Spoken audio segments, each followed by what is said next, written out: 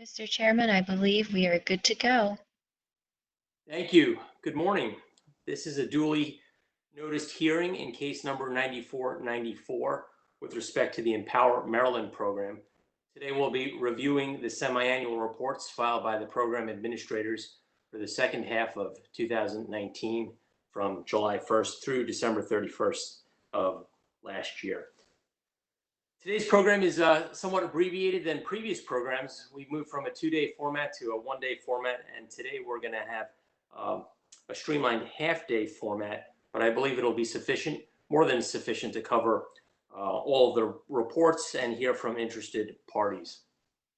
In reviewing the submissions made back in February, it appeared that 2019 was a record year in terms of energy savings. The EmPOWER program continues to be successful, saving folks in Maryland over $10 billion with regard to measures that have been installed, and that's over the lifetime of those measures. Obviously, we're in the last year of a program cycle now, with a new program cycle to begin in 2021. The effects of the pandemic will no doubt affect this coming 6-month cycle, and we'll be reviewing those results in October. While the purpose of today's hearing is to focus on what happened over the past 6 months, obviously we'd like to hear about what the projections and issues are going into the next 6-month period. The Commission did issue last month its 2020 annual report on EmPOWER. For those who have not seen that, I would commend your attention to taking a look at that.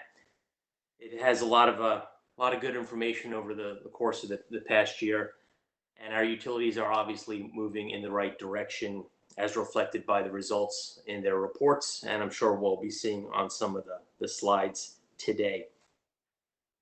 As parties make their presentations today, please be mindful that you'll either have 10, 20, or 30 minutes as noted in the agenda. We're going to keep to those timelines. So to the extent that you have more than 2 or 3 recommendations, I would request that you focus on your most urgent recommendations. And then the other ones we have considered and the commissioners have reviewed in the filings that you submitted. Quality of argument over quantity is appreciated. In terms of housekeeping, we'll have a 10-minute break after the state agencies conduct their presentations, and we'll have a very short 15-minute lunch break after the PHI companies present this afternoon. So we'll be running a little long, and the commissioners may have some questions, so that may push us a little further, but we're going to be flexible today. You are happy to turn off your cameras right now to preserve some bandwidth unless you're speaking, although if you wish to be on camera throughout, you may do so as well. However, I would ask that you turn your microphones off unless you are presenting or asking questions. That'll just make things easier and cut down on the background noise. With that, unless there's any preliminary questions to begin, we'll start with staff. So let me just ask, I'll pause for a moment to see if there's any questions. Okay, thank you. I will turn over the reins to staff to make a presentation over the course of the next 20 minutes. Good morning, Mr. Hurley. Good morning, Mr. Chairman and Commissioners. Dan Hurley on behalf of the Commission staff. Thank you, Mr. Chair, for your opening comments. I was going to note that 2019 was a very successful year for EmPOWER Maryland programs across all utilities. And 2020 Q1, I think we were off to a pretty good start prior to our COVID-19 crisis. But anyway, to begin with my presentation.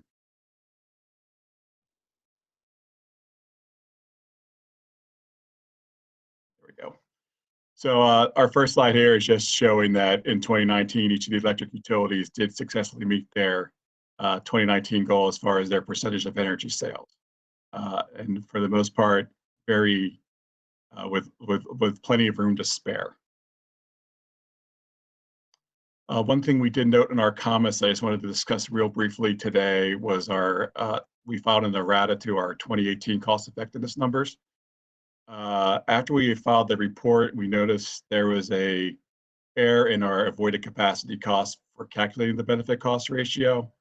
When this error was corrected, it did cause a drop of about 30% of the benefit cost scores, as noted in the table above.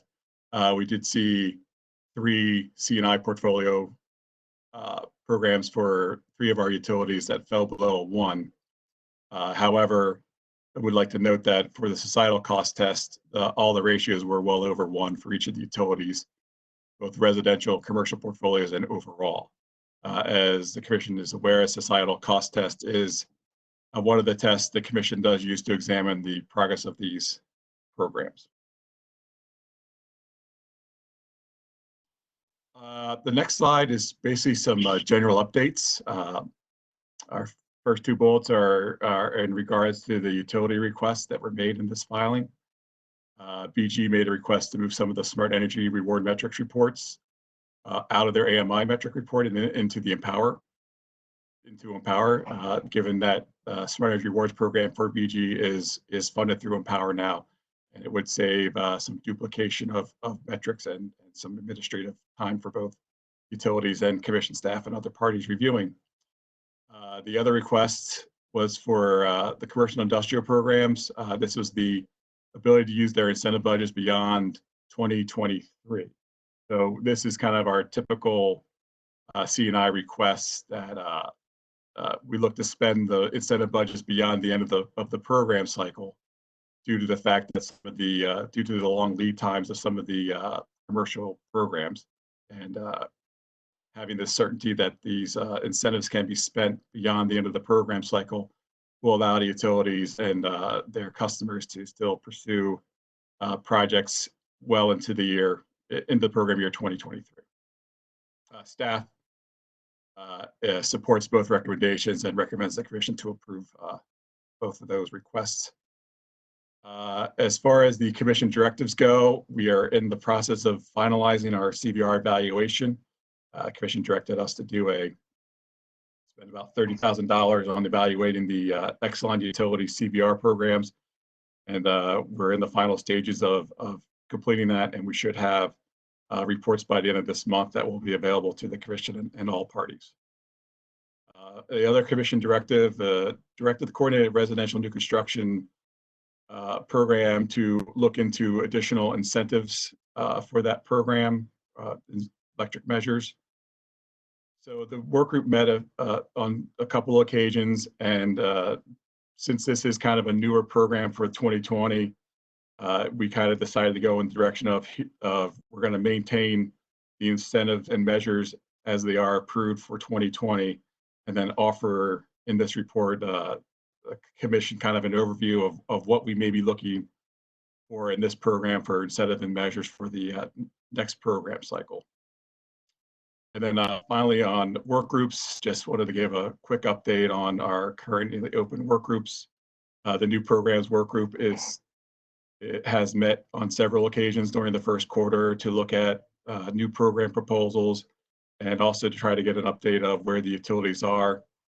We are expecting to see rough drafts from the utilities and DHCD in the month of May, so that the parties can get a chance to look at the drafts and make any comments or ask any questions about the directions of where the programs are going.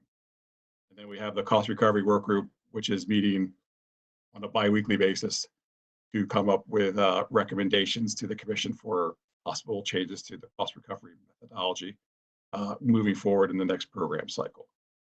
Mr. Hurley, can I ask a quick question before we leave this? Yes. Can you just comment quickly on the MEOC issue related to the estimated useful lifetime issue on the CVR evaluation? Do you have any comments on that? Certainly. So the issue there, Commissioner, is at this time for CVR, the utilities are estimating the estimated useful life for that as 1 year. So all CVR savings are recorded as first-year savings, and therefore they can count all those savings that the program develops. If the estimated useful life is changed, let's say it goes to 3 years, then we're going to see first-year savings moving forward will be reduced by a third. So we're going to see potentially a lower energy savings from the CVR programs based on where the estimated useful life might be. Now, we're still discussing this amongst the work group, and some of the research that we've been looking at, Itron and Joe Loper and our other evaluators. There's not really a set definitive EUL for these type of programs, but it's something that we are continuing to discuss. Thank you.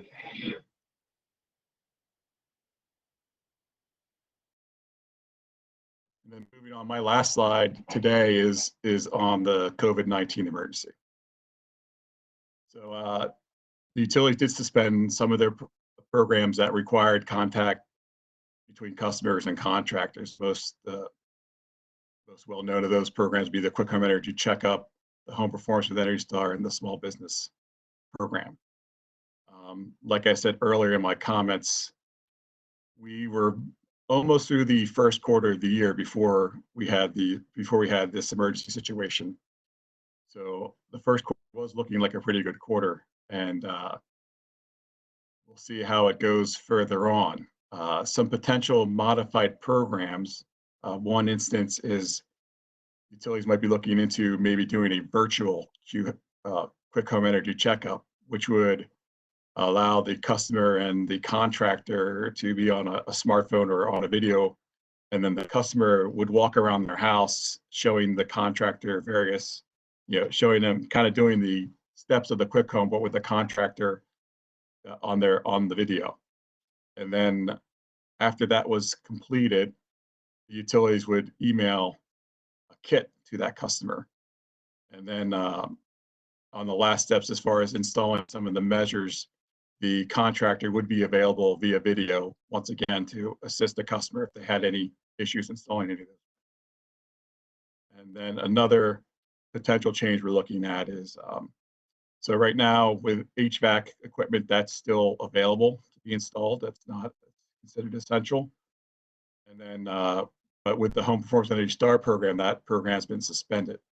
So HVAC measures are a potential measure in the Home Performance with Energy Star program. And under Home Performance Energy Star, there's the performance-based incentives, which are based on the amount of savings achieved by the program. So the HVAC measures in a home performance job will get performance-based incentives as long as the shell measures, the installation are installed as well. Under the standalone HVAC program, there's standard prescriptive type incentives for that program. So I think the proposal there is to have a grace period that if a customer has an HVAC system installed, they'll have a period of, I believe it was 30 to 60 days, depending on when we might come out of the emergency situation, that if they want to do the Home Performance Energy Star job and have the shell measures installed, then they'll still be eligible to receive the performance-based incentive for the HVAC equipment. And then final bullet on our presentation today is really, it's just, there's so much uncertainty. We know the governor had his press conference yesterday where we're hoping we might hit phase 1 of the recovery next week, but we're not sure how that would affect some of these programs as far as getting them back fully ramped up. There's still some economic uncertainty as how quick the economy could bounce back. If unemployment's going to go back down to where it was pre-COVID crisis, or at least come down from current highs.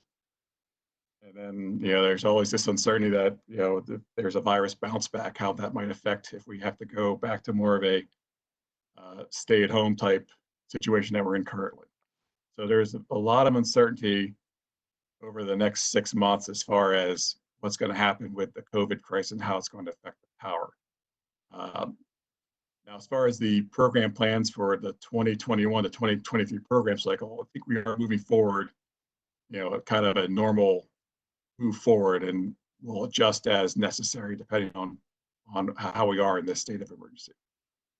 And that completes my presentation, and I'm happy to take any other questions. Thank you, Mr. Very thorough and presentation. I have a question. you may be able to answer, and we'll hear from OPC and the energy advocates, the energy efficiency advocates in a little bit while. But they made a number of recommendations related to COVID-19, such as spending some of the unspent budget and paying down some of the costs. Do you have any position on that recommendation? Yeah, so currently as the EmPOWER surcharge is collected, it's collected for 5 years. We have the utilities earn their return on the unamortized balance. And in each year we do have a true up. So the program costs that are actually spent are trued up to what we thought was going to be spent. So at this point in time, given the uncertainty, and also, sorry, Chairman, but there's also the surcharges on a volumetric basis. So we have people are at home a lot more than normal would be. So you could see increased revenues coming from the EmPOWER surcharge based on increased usage by customers being at home rather than being at work.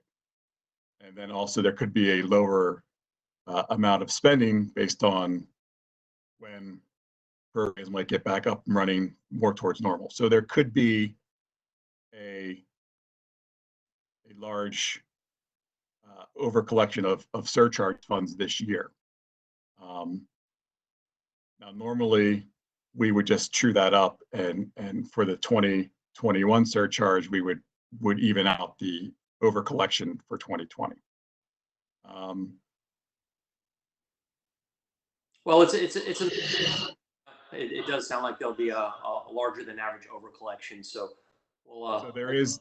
I understand that's been discussed in our cost recovery work group about how to, if there is a large over collection, should that be used to offset some of the unamortized portion of the surcharge, or should that be returned to customers? So it's either going to be returned to customers immediately through the surcharge as a true up, or it's going to get returned to customers through potentially a lower for buying that, or for spending down the unamortized portion quicker, and thus probably lowering the overall return earned by the utility. So it's kind of a balance there of where we would want to go. Right. Thank you for that response. Other commissioners? I have a quick question, Mr. Chairman. Good morning, Mr. Hurley.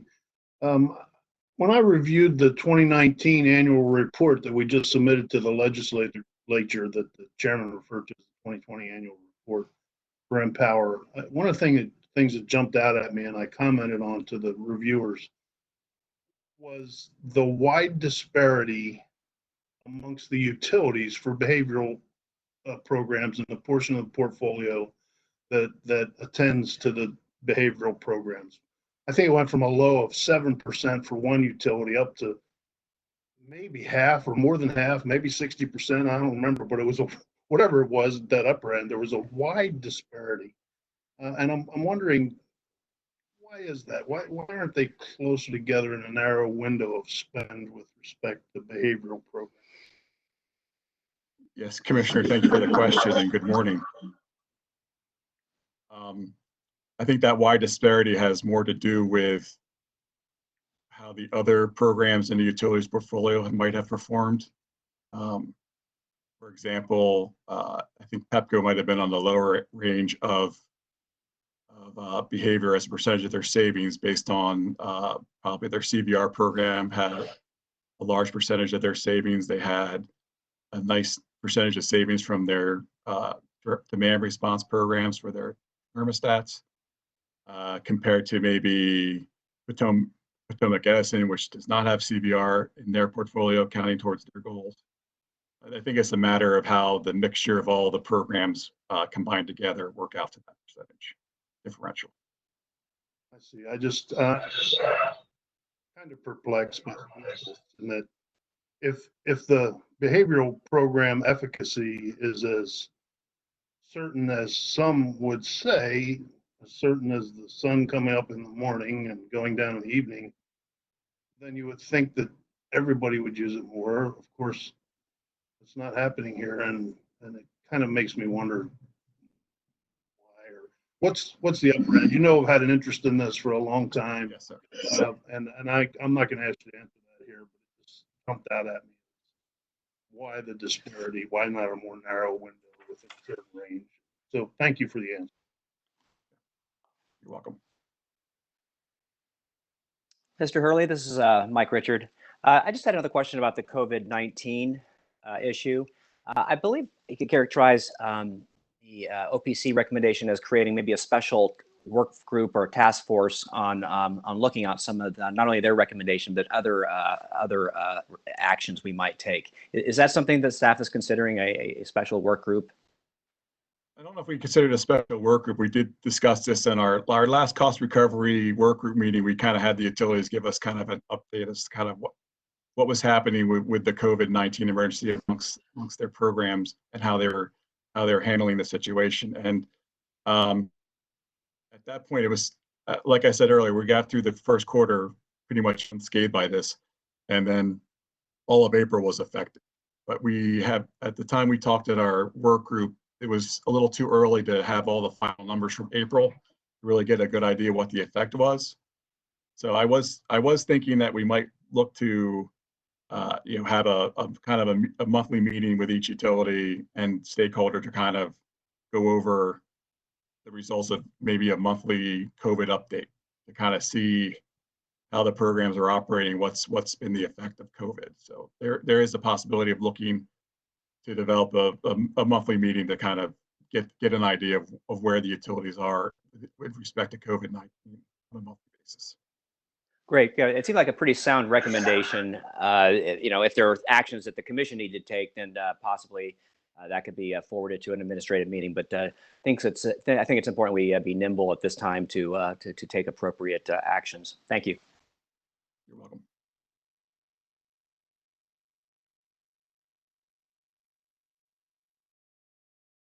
Well, thank you, Mr. Hurley. Hearing no additional questions, we will move on to the next presenters.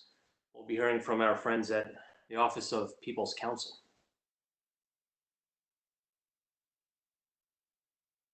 Here is Anna Ryan for the Office of People's Counsel. Hi, good morning, Ms. Ryan. Thank you. I just want to start out with a few brief comments. As an initial matter, VEIC worked with OPC to do a thorough evaluation and review of the energy efficiency programs in the last half of 2019. Our final evaluation included over 75 pages of a report, and that included a number of recommendations that we aren't going to be able to address today, but we do still support those and would encourage you to go back to our written report and review those. But we do also want to spend some time today addressing the fact that circumstances are vastly different now than they were when the utilities filed their semi-annual reports. And we want to, we want to start looking at not only how energy efficiency programs can be continued during the COVID-19 outbreak, but also how they might be able to be used to help mitigate some of the economic impacts being felt by utility customers at this point in time. And before I turn things over to Emily Levin, I'd like to go ahead and address something that I'm pretty sure you're going to ask us about, at least one of you. And that has to do with the relationship between an underspend this year and paying down the amortized costs for this. And there are a couple of things I'd like to point out about that. One is that as the utilities look at implementing programs like the virtual QHEC, and as they ramp those up and implement them, the level to which they do that could have a large effect on whether or not there is an underspend this year.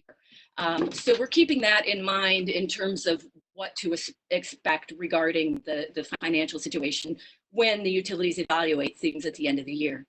Additionally, we do want to be very careful, particularly given the economic situation, and we saw new unemployment numbers released today. So we're being very cautious in terms of what we want to consider for efforts to work on cost recovery and reduce costs for customers, but make sure that we are not doing things in a way that could cause a short-term hardship through their utility rates. So those are some things that we're keeping in mind and that we want to be able to address gradually as things move along. As Dan Hurley said, there's a lot of uncertainty right now, both as far as the spread of the disease and as far as what's going to happen economically and with employment. And so those are things that we are just trying to keep flexible and open-minded about as we move forward. And with that, I'll turn things over to Emily Levin. Thank you for having us today. And I believe you can now all see my screen. Can you thumbs up if you have that? Okay, great. So we appreciate the opportunity to share our comments in addition to the detailed report that OPC and VEIC filed. We particularly wanted to emphasize the importance of the limited income programs, in particular goal setting. I know this has been a recurring issue that the Commission has considered and that the working group has considered. We have been heartened by the progress on information sharing and cross-promotion and the collaboration between the utilities and DHCD that is occurring in the work group, which is very positive. But we did want to note that the limited income work group has not reached consensus on goals, and indeed actually has not discussed goals since August of 2019.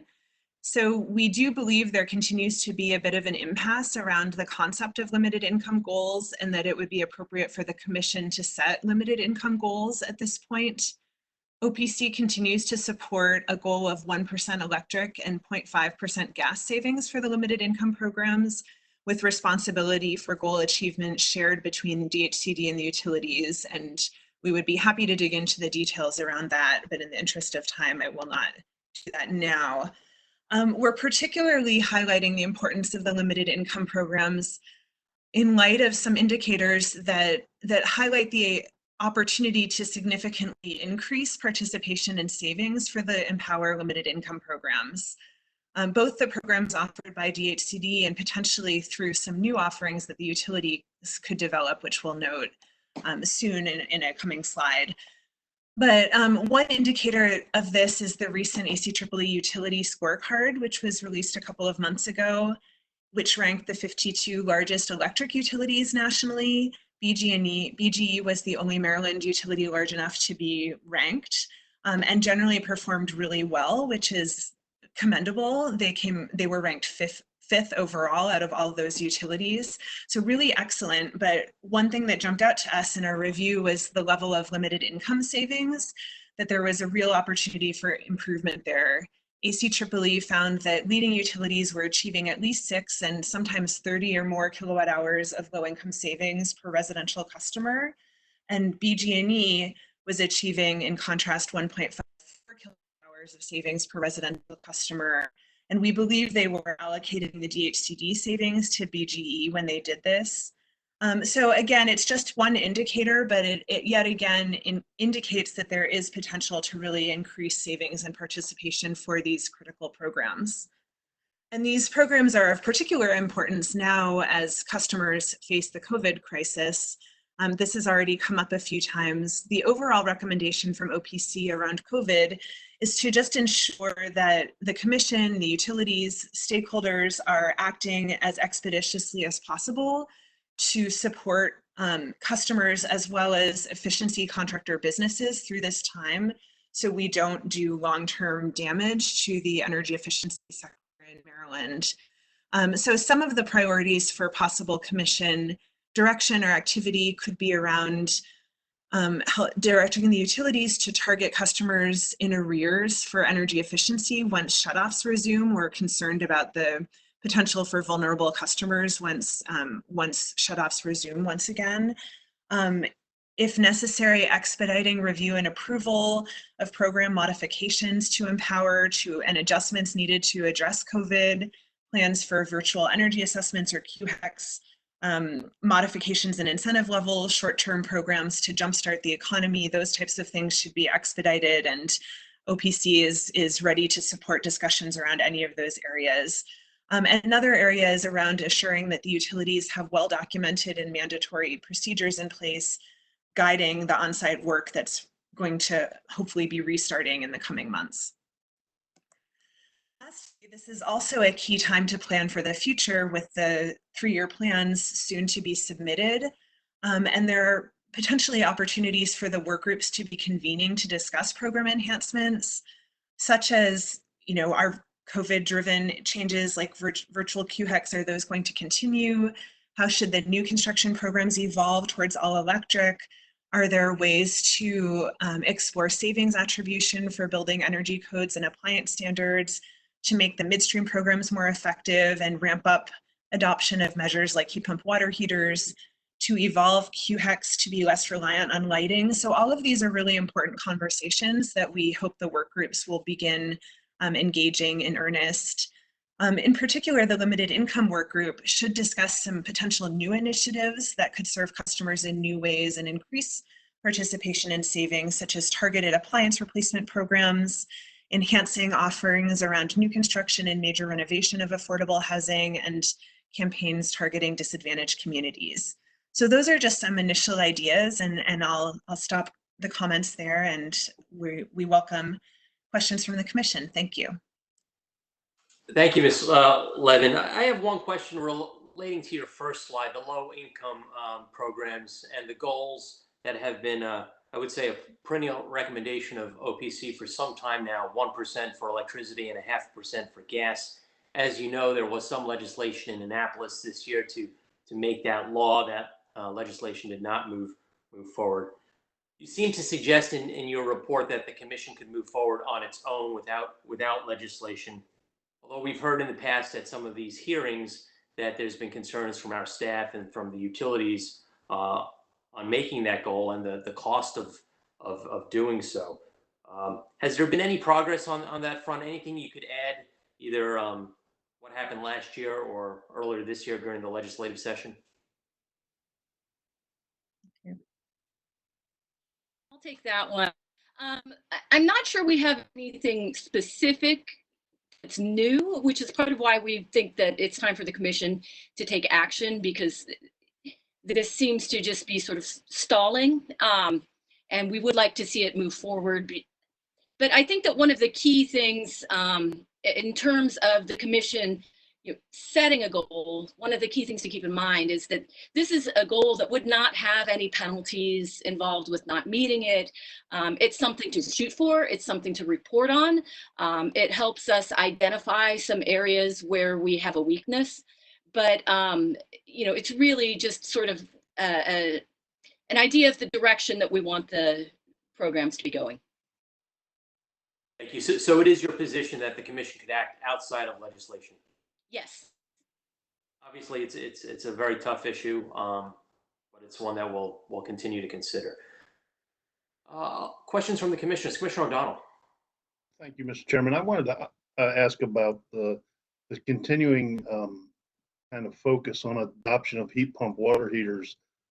So my ears tell me, after listening in the community for what's popular and what's not for a couple decades, I don't hear anybody ever discuss heat pump water heaters as a technology, as something they want, as something that's desirable.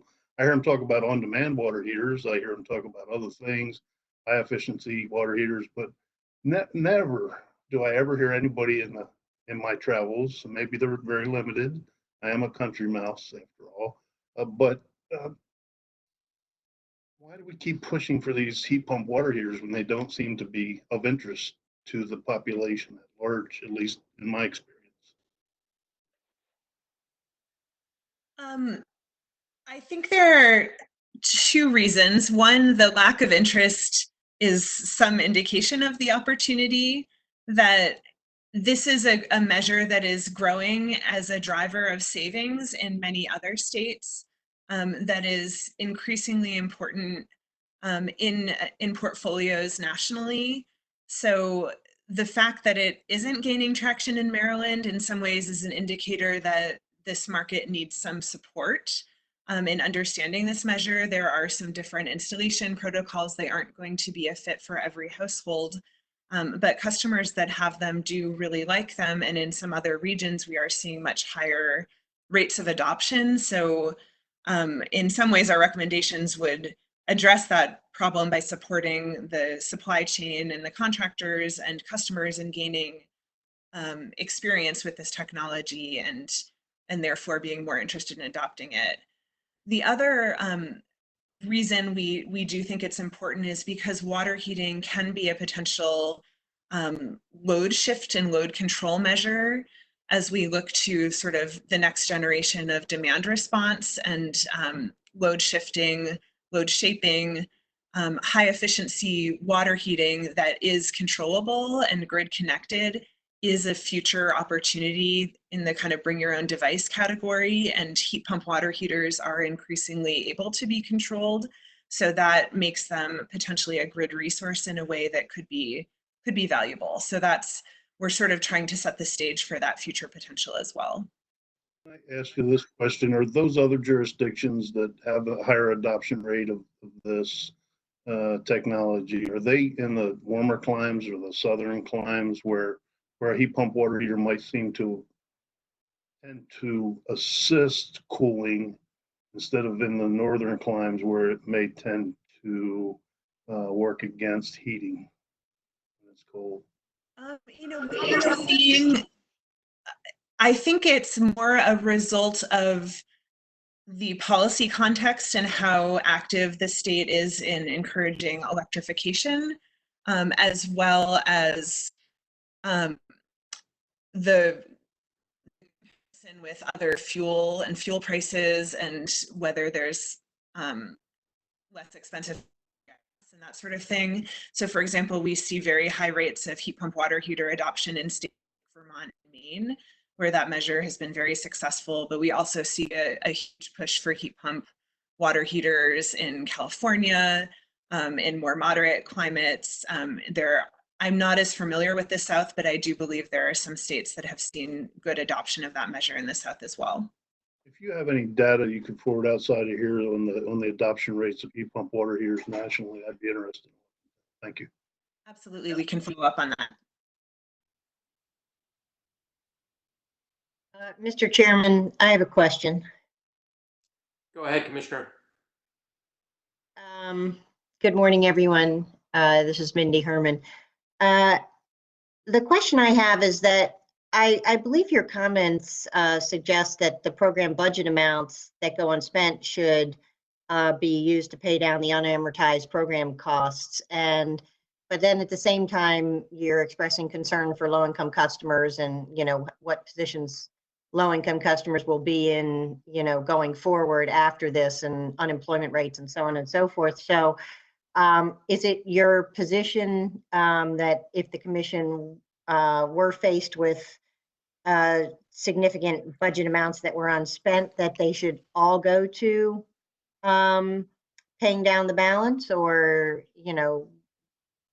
is that sort of a black and white issue, or, like a, all or nothing kind of issue, or is it something that you think you'd want to consider once you see the numbers? Thank you. I would say that is definitely not a black and white issue at this point in time. We're still very early in determining what kinds of programming changes the utilities are going to be able to make, such as the virtual QHEC. And we don't know at this point in time, if those programs are successful, there may not be any underspend or be very little. So I think we're just at a point right now where we're still fairly early in this process and things are still very uncertain. And that's an idea that we want to keep in mind. But as circumstances change, we also want to be open to seeing how those change and respond in an appropriate way.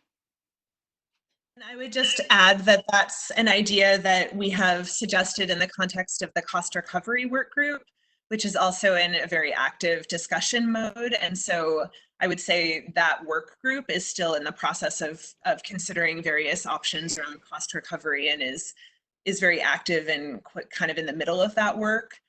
So we are offering that for consideration and continuing to work through that in that work group. Okay, thank you. Mr. Richard. Thank you, Mr. Chairman. I want to thank you, Ms. Levin and Ryan, again for your report and the presentation. I'll admit that I probably spend more time with the VEIC report than any other filing during these hearings, so I think we benefit greatly from VEIC's involvement in the Maryland program. I just wanted to comment that I'm always so impressed and sometimes a little overwhelmed by the number of recommendations that are made in your report. But I will say that the way I approach this, I don't want to feel like that I'm, and just speaking for myself, micromanaging the program or decreeing before there's a process to review all these recommendations. And I just wanted to ask, do you feel that your recommendations are being heard by the program administrators, and are they taken seriously? Is the process such that you have an opportunity to have these recommendations heard and considered, or is that something that the commission should ensure, that there is a process for these good ideas to be considered seriously by the program administrators? Thank you for asking that question. I think I can take a crack, and perhaps Ms. Ryan would also like to jump in. I would say it's a mixed bag. And it kind of depends on the work group. In the event that there is an active work group, then OPC is actively engaged in those work group conversations and is bringing ideas forward in that context, and trying to be a collaborative and supportive partner.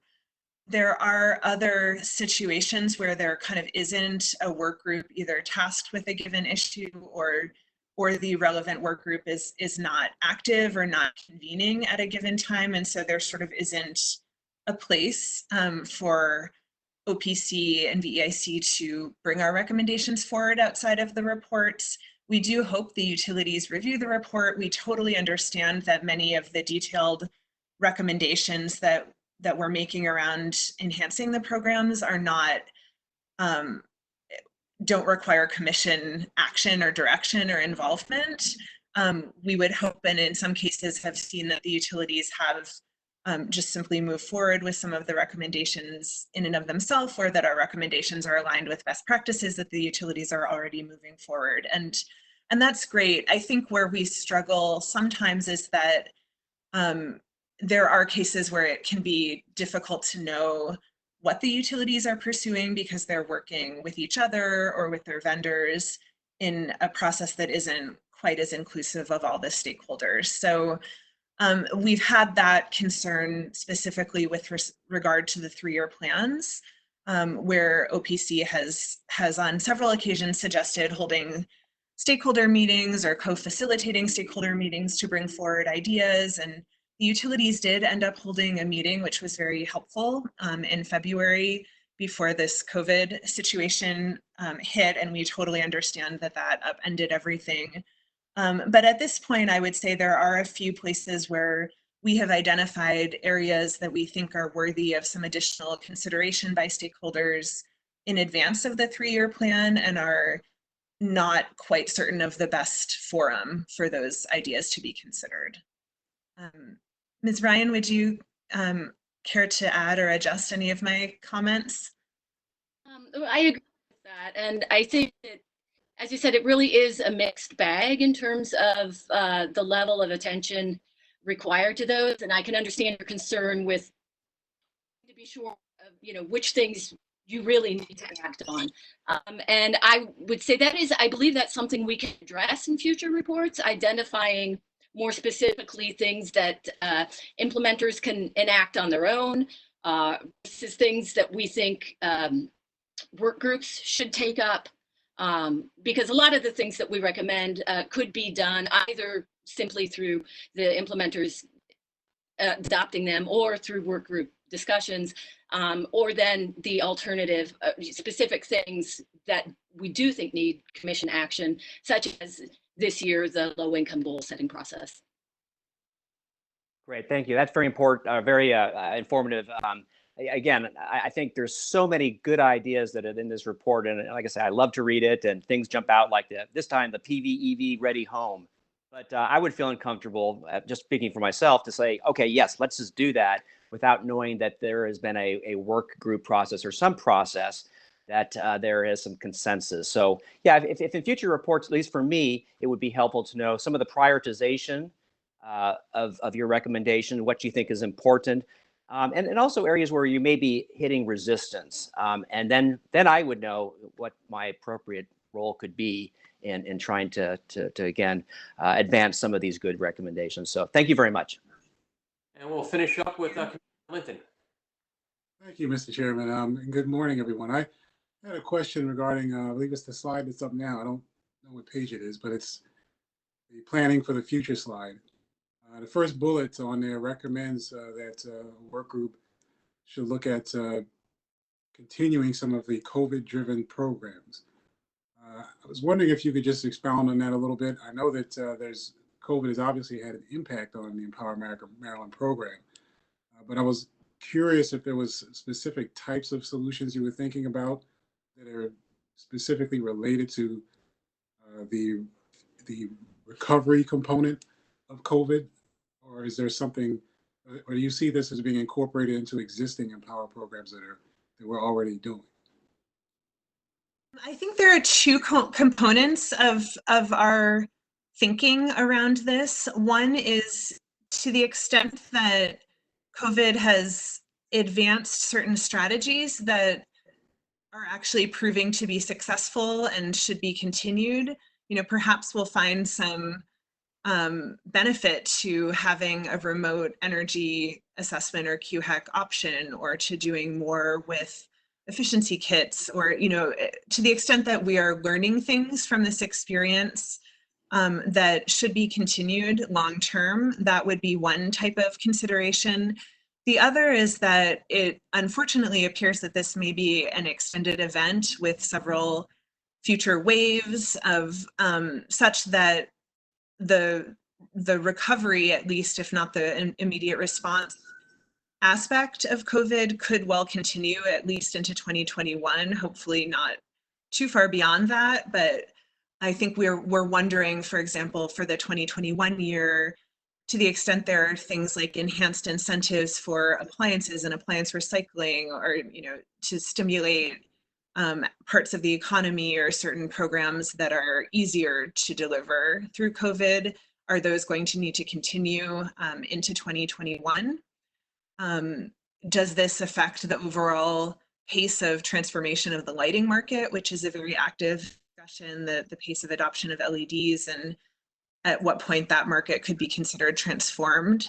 So it's a range of potential impacts. And at this point, I would concur with Mr. Hurley that there is an enormous amount of uncertainty about this.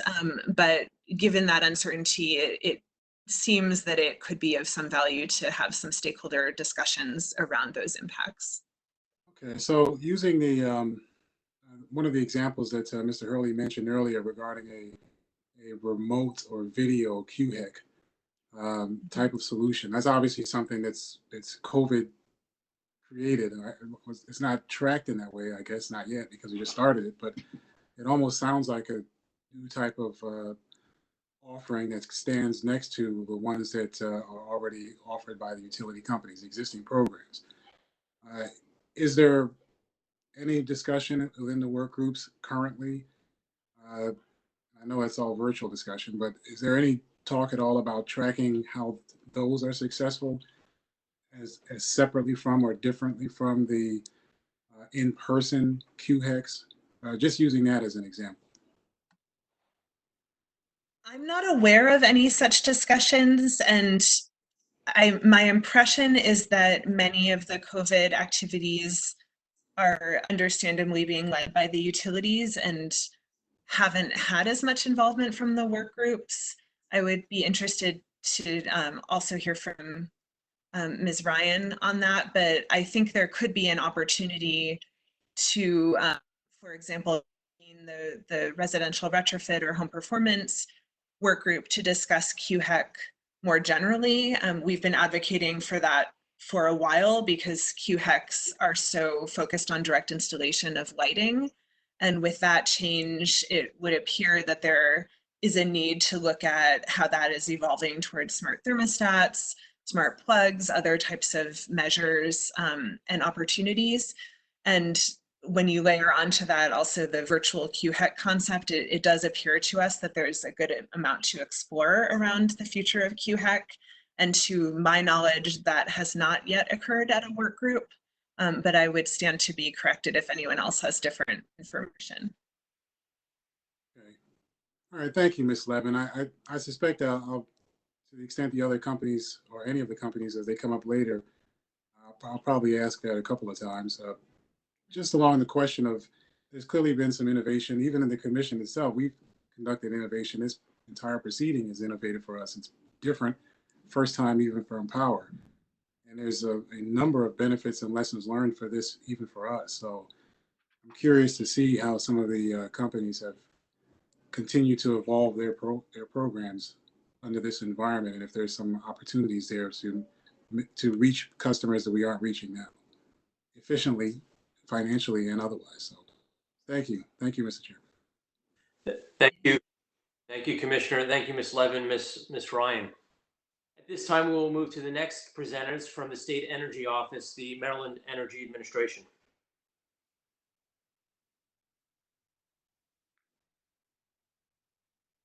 Good morning, Chairman and Commissioners.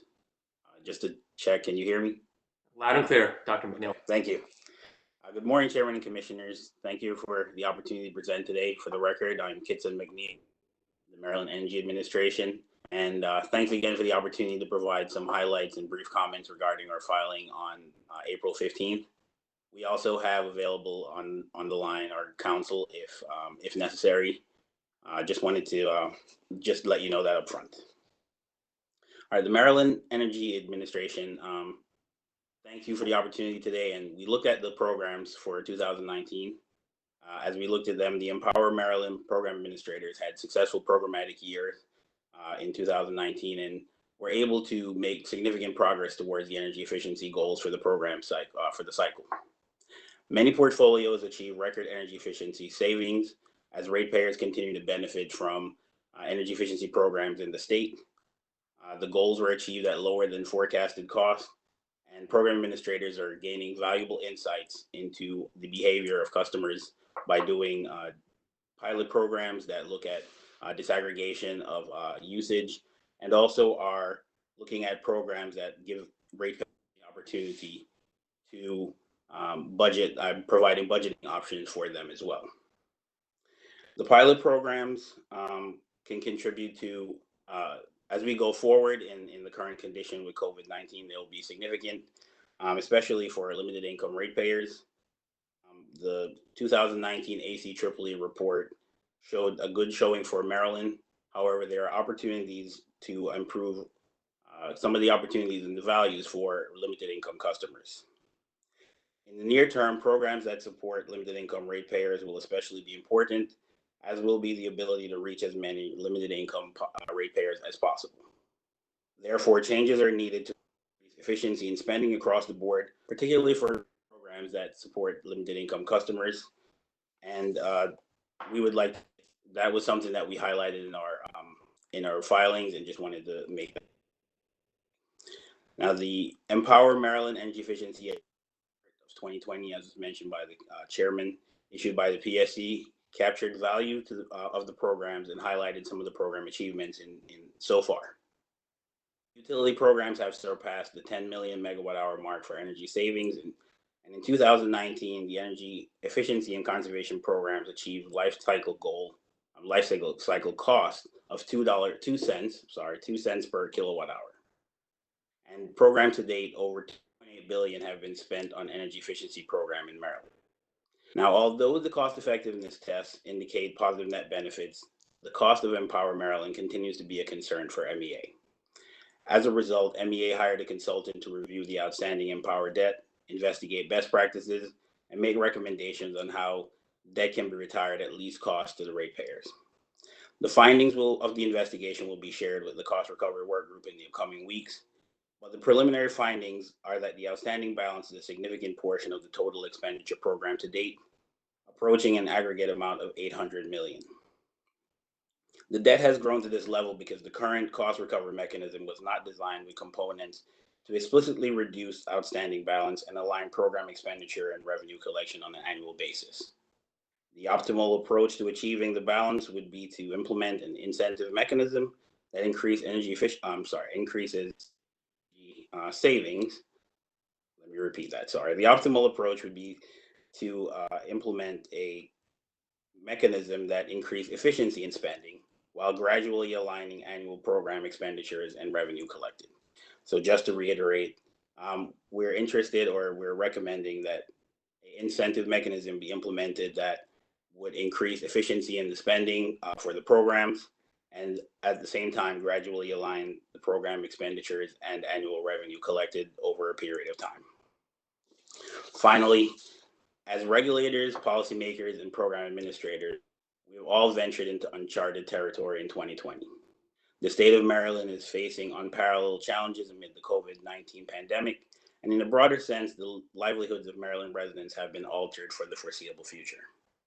As the conditions relate to energy efficiency programs in the state, the program has been impacted and we're unsure how long or how widespread these impacts will be. Therefore, as we implement policies in the upcoming years, we will have to be accommodating to these uncertainties and a weakened economic and fiscal environment. Also, planned changes to the Maryland Renewable Portfolio Standard, along with other modifications to electric distribution, all have the potential to increase cost to ratepayers. Additionally, reduced consumption in the current year and existing mechanisms that offer some utilities an opportunity to recover lost revenue will invariably lead to an increased need for adjustments to fixed cost recovery. With these factors in mind, it is that we seek to reduce the cost of energy efficiency programs to ratepayers in the near term and develop a sustainable framework that maximizes net benefits by serving the need of all stakeholders going forward. That concludes my testimony, and I'm available for any questions. Thank you, Dr. McNeil. Good presentation. You raised an issue that OPC raised and we didn't discuss a minute ago, and that's with respect to cost recovery by the utilities. I know that there's a cost recovery workgroup report that I believe is due in September. This is an issue that another perennial issue regarding whether or not the program administration is cost effective and whether utilities should be earning the ROR based on their amortization schedule. Can you provide us any details as to how the work group has been proceeding on this? Have both sides have constructive agreements, or are you at loggerheads? It's still an ongoing discussion, and the different parties, the stakeholders in the work group, have differing opinions on how this should be approached. Now, currently, I guess if you would say the status quo is that the utility receive rate of return, and there's a amortization process for recovering those costs. However, the suggested changes are something that MEA supports considering, and also, as we've suggested or recommended, that an incentive mechanism is a way to try to reduce the cost and increase efficiency in spending and try to align those costs over the time period. So currently there are differing opinions, and we're still working towards that. The work group has been meeting regularly to address these issues, and our report or investigation will be added to the work group or be provided weeks as another viewpoint for the commission to consider. Well, that's important. Just because we've done it one way since the beginning of time doesn't necessarily mean that it should continue in perpetuity, particularly if there are additional carrying charges and costs associated with program administration. So I hope the discussions are constructive, and we'll look forward to the September report. Commissioner Richard.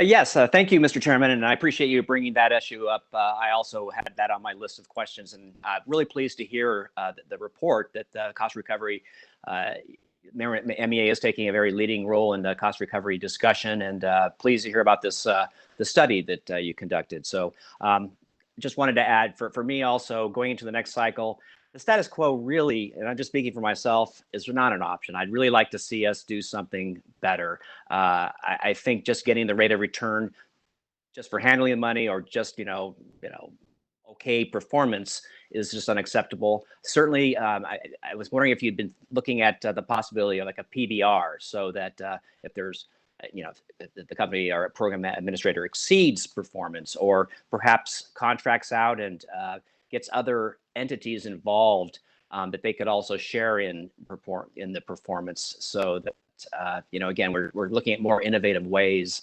to reward good performance, but making sure that we're not burdening the ratepayers with I think is unnecessary costs. Thank you, Commissioner. Yes, that will be detailed in our investigation, our report, once submitted. It is something that we're considering to see how we can balance the needs of all the stakeholders, including the utilities, and also try to reduce costs to the ratepayers. So as I said, we are still, it's a preliminary right now, but we're working on it, and the recommendations will be made available as soon as possible. Good. I really hope that all work group participants will work constructively and come up with a consensus recommendation. I wanted to also ask if MEA had any, I guess, position on the legislation that was considered on the setting a low income goal, the 1%, 1.5%. Does MEA have a position at all on that, or are they looking at this issue and have a position on should there be goals set for low income programs? It's a matter that has come up in discussion. At this point, I can't say we have a position. However, there are some opportunities to increase efficiency and spending as it's directed towards limited income customers. So from that sense, it seems like it could be a good idea. But at this point, we're still evaluating all the options, and I can't say we have a position at this point. Okay. Well, since I've been here, this issue's been, I think day one I arrived, and it's still kind of being kicked down the road here. I just speaking for myself, going to the next cycle, it would be great if you could finally come up with a consensus recommendation. Otherwise, I believe the legislature is going to do it for us. So I think it would be, good if those most interested in the program could come up with something. So thank you very much. Good report. Commissioner O'Donnell. Thank you, Mr. Chairman. I just wanted to add my voice to yours and Commissioner Richards with regard to the cost recovery innovation. It's something that I've been pushing on for a long time. I think it's important to the long-term sustainability of these programs. We should not be amortizing, in my opinion, programs that have an effectiveness of arguably a year in terms of savings over a 5-year term. That makes no sense to me, and it continues to build to the problem of outstanding debt in these programs, and will continue to do so until we figure out how to change it, whether it's a ramping down of the amortization period, whether it's some other mechanism, maybe an incentive mechanism, as MEA indicates they like. But I will just say that we have issued several orders now. The work group has been working a long time. We've clearly made this a priority of several commissions now. And I'd like to just put my exclamation point on the previous comments that we need the work group and the stakeholders to come together on some modifications to cost recovery, more closely aligning expenditures with recoveries on a real-time basis, and not ballooning the carrying charges or rate of return we pay on these programs, or not we, but the ratepayers pay on these programs. So having said that, I just wanted to add my comment to yours. Thank you, Commissioner. As was mentioned, it's something that I think would benefit ratepayers, and we agree with you. So we're going to continue working within the work group to try to work this out. Thank you. Any additional questions? Hearing none, at this point, why don't we take a 6-minute break and take a recess, reconvening at 11:10 a.m. Thank you.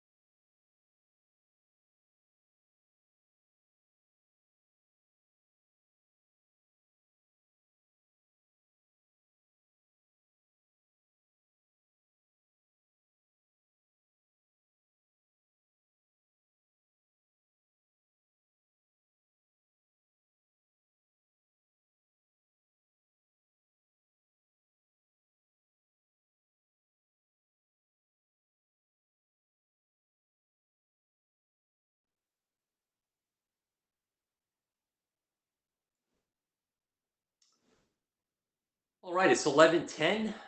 We are surprisingly only 5 minutes behind schedule, so I thank everybody for keeping to schedule today. We're next going to move to the energy advocates and the industry, beginning with the Heating and Air Conditioning Contractors of Maryland and the Association of Air Conditioning Professionals. I believe they'll be represented by Mr. Jim McGee. Morning, Mr. Chairman and Commissioners. For the record, James McGee with the Law Office of Robert Castro, representing the Association of Air Conditioning Professionals and the Heating and Air Conditioning Contractors of Maryland, Inc. As the Commission is well aware, my clients are strong supporters of the EmPOWER Maryland programs and continue to be such strong supporters. We appreciate the opportunity to comment today, and also for the utilities and staff allowing us to participate in the work groups that we've had, especially during these challenging times, and being responsive to my clients' needs. So really, we are in support of any resumption of work groups that are COVID related, and are happy to answer any questions that you may have. Thank you, Mr. McGee. Have your businesses, are they deemed essential, the contractors? As it relates to HVAC units, yes, because of the heating and cooling nature, they are. For some of them that are also home performance professionals, no. And that, as you know, that program has been suspended and they're not able to work for that. Thank you. As we head into the warmer summer months and people's air conditions begin to break down, I suspect they'll be receiving calls. Right. Thank you, Mr. McGee. Other questions from commissioners? Yes, Mr. Chairman. Mr. McGee? Yes, sir. Hi, good. Good afternoon. Morning. Morning, yes. Along the lines of what we were asking earlier regarding some of the innovative practices, have the contractors been working with the utilities to implement solutions like virtual home inspections or other kinds of video related solutions that might still be able to move forward during the COVID crisis, but at the same time is new for purposes of the contractor's typical work? We have been working with the utilities and staff to tweak the program in order to allow the homeowner to receive a larger rebate through the home performance program once it resumes when they get an HVAC unit installed now.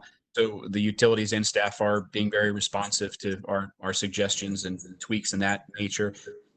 Regarding the virtual QHEX, no, my clients have not gone down that route just because of how specialized their nature is. Unfortunately, if you're installing a new HVAC unit, the customer is not going to be able to help you.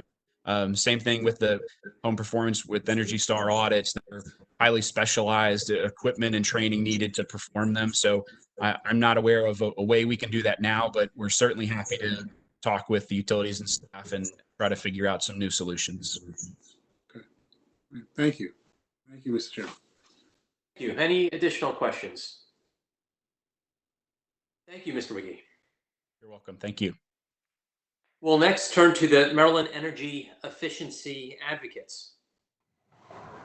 Good morning, Mr. Chairman and Commissioners. I'm Jim Rebate with Energy Futures Group on behalf of the Efficiency Advocates. I'm very happy to be with you virtually this morning.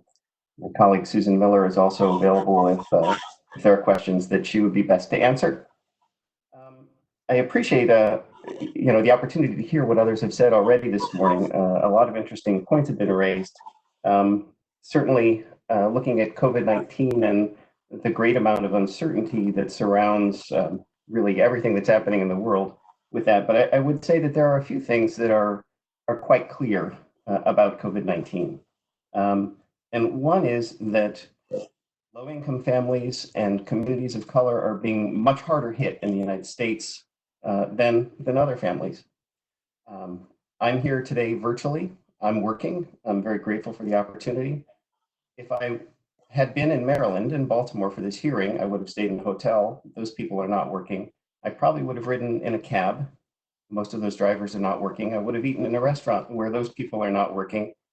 And so, there are many, many families who may have been on the margin of qualifying for low income who now are very likely to qualify and who are experiencing significant hardship.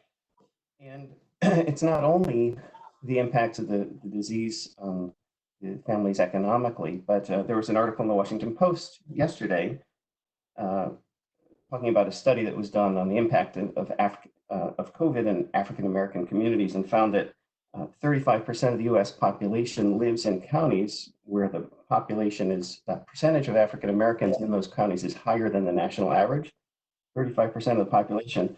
But in those counties, they found that nearly half of the COVID-19 cases were occurring and almost 60% of the deaths. So the impacts on low-income and African American families are very hard.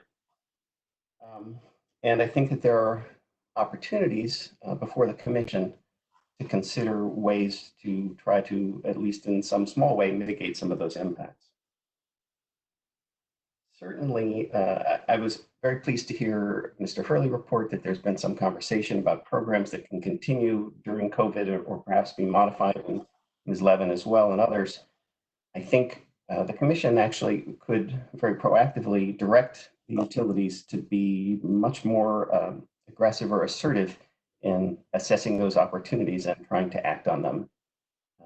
Virtual QHEC is a great idea to explore. That is something that could be targeted to low-income families and working families who maybe couldn't participate before because they were on their jobs, and now maybe can because they're at home. I also, in talking about the question for the HVAC industry that's deemed essential, so heating systems that fail are being replaced. Presumably, as it gets warmer, cooling systems that fail will be replaced. Utilities could greatly increase their efforts to promote efficient equipment at time of replacement, would not increase contact beyond what's already occurring.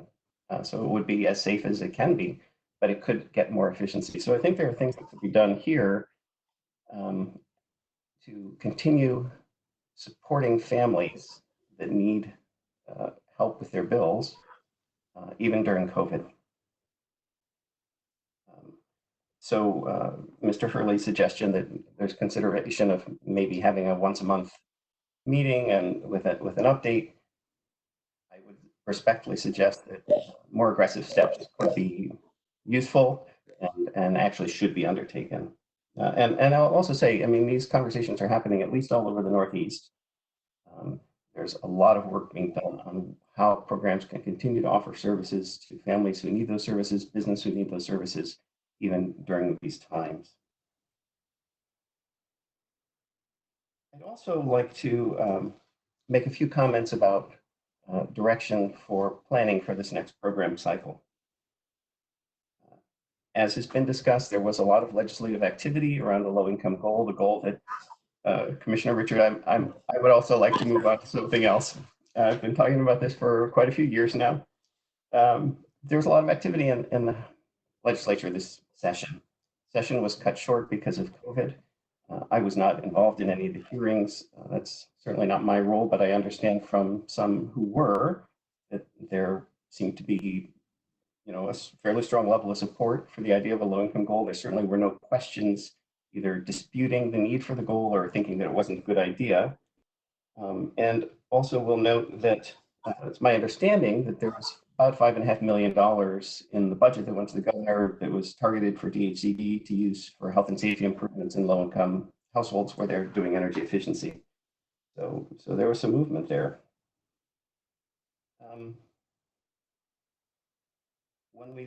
So on the question of the low-income goal and the need, and the question, Mr. Chairman, that you asked earlier of whether the Commission has the authority to establish that goal, well, I think that with the current non-low income but EmPOWER-wide 2% goal, that was actually enacted by the Commission before it was codified in statute by the legislature.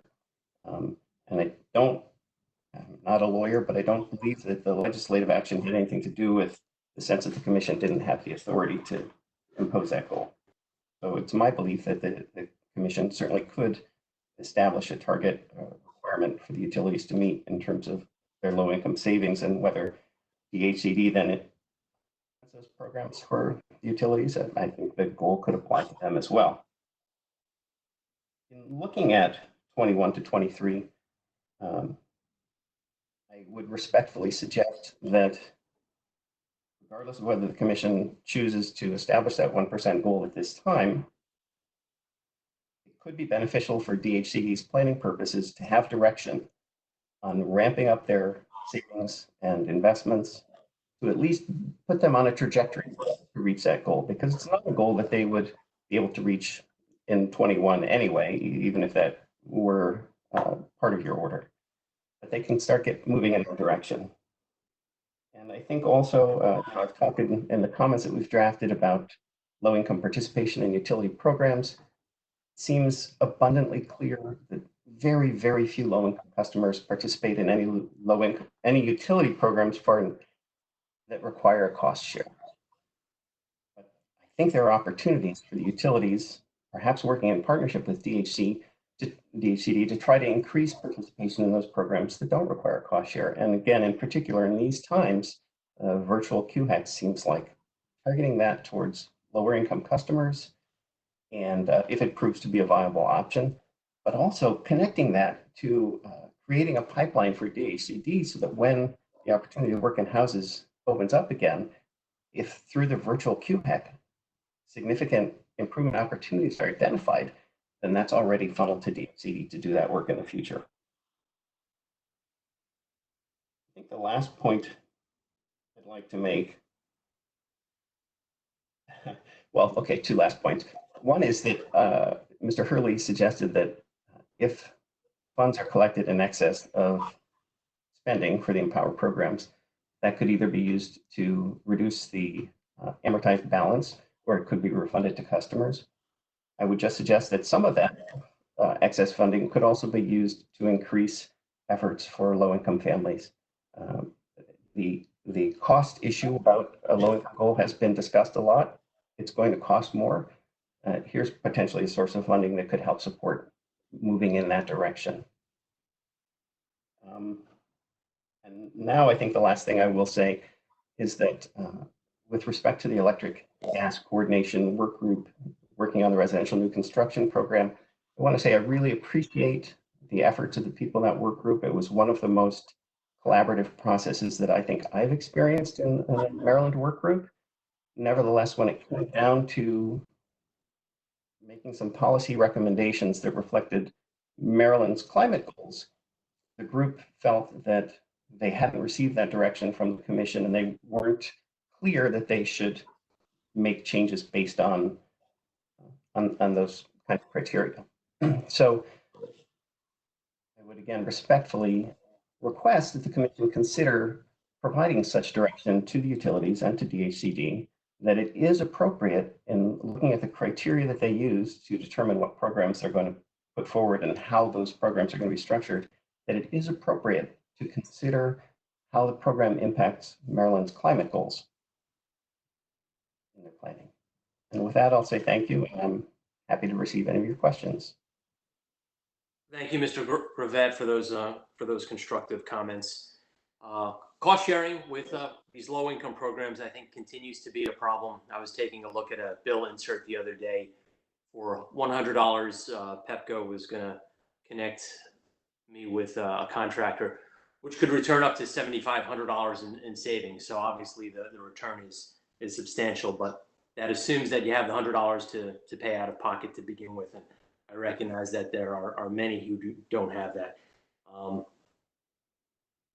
I think it's going to be a continuing effort and struggle to reach the less fortunate. I know you have some constructive solutions. Some of them come with a price tag, obviously. We'll take a look at that. On the comment regarding climate change, obviously that's an issue that was considered by the legislature this year. A lot of bills did not move. One of them did request that the commission consider climate change and impacts to the environment. Obviously, the Public Utilities article does have some requirements that the commission look at environmental impacts. Nothing as sweeping as climate change, but I believe that if read broadly, the Public Utilities article does allow us to consider that, absent specific inclusion of the words climate change. That's just one commissioner's opinion on that topic. But Thank you. You had a lot of constructive comments in your filing. I will ask other commissioners if they have any. And I can't see all the commissioners on the screen now, so please feel free to jump in. Mr. Chairman, this is Mike Richard. Commissioner. Thank you. Just a quick question. I think we already discussed the 1%, anyway, the low income goal. But I did want to go back to your suggestion that there might be other uses for unused funds other than paying down the amortization. If I could just understand, so I think one argument is that reducing the energy burden would benefit low income. But could you be a little more specific? What would your other recommendation be in lieu of doing that? I didn't. Sure, of course. It would really be to invest in programs. I mean, if there's a surplus, it's going to be because programs couldn't be operated. There are other opportunities to invest in programs that will materially help Maryland families and businesses reduce their bills. I would suggest that it's appropriate to consider those opportunities. I'm totally making up the numbers, but if we look at how much does a family benefit if the surplus is returned and allocated across all the customers in proportion to how much they paid in, if that comes down to $1 or $2 per family, or the opportunity to help some families save $50 a year, I would suggest that those opportunities should be considered. To reinvest in programs that were adjusted to be able to operate within the confines of COVID. Okay, well, thank you for that. I found the idea of paying down some of the amortization attractive, but if you have any specific ideas, to enter later, that'd be appreciated. Thank you. Thank you. Mr. Chairman, I have a question. Mr. Hurley earlier said that they were planning to make the results of the CVR study public. Does that address your concern? Because that was a concern expressed in your comment. That was in my comments. I was thinking back honestly to when an EM&B subgroup was formed a number of years ago, and there was a decision that it wasn't necessary or appropriate to have advocates and other parties included in that work group. And so access to some of that information, we have to go out and try to get somebody to send it to us. I would just hope that the reports were made public so that we can understand what the process was and what the findings were. And I will say that Mr. Hurley and Mr. Loper have been very communicative with me through this process to look for my input and inform me of the process on the CVR study, which I really appreciate.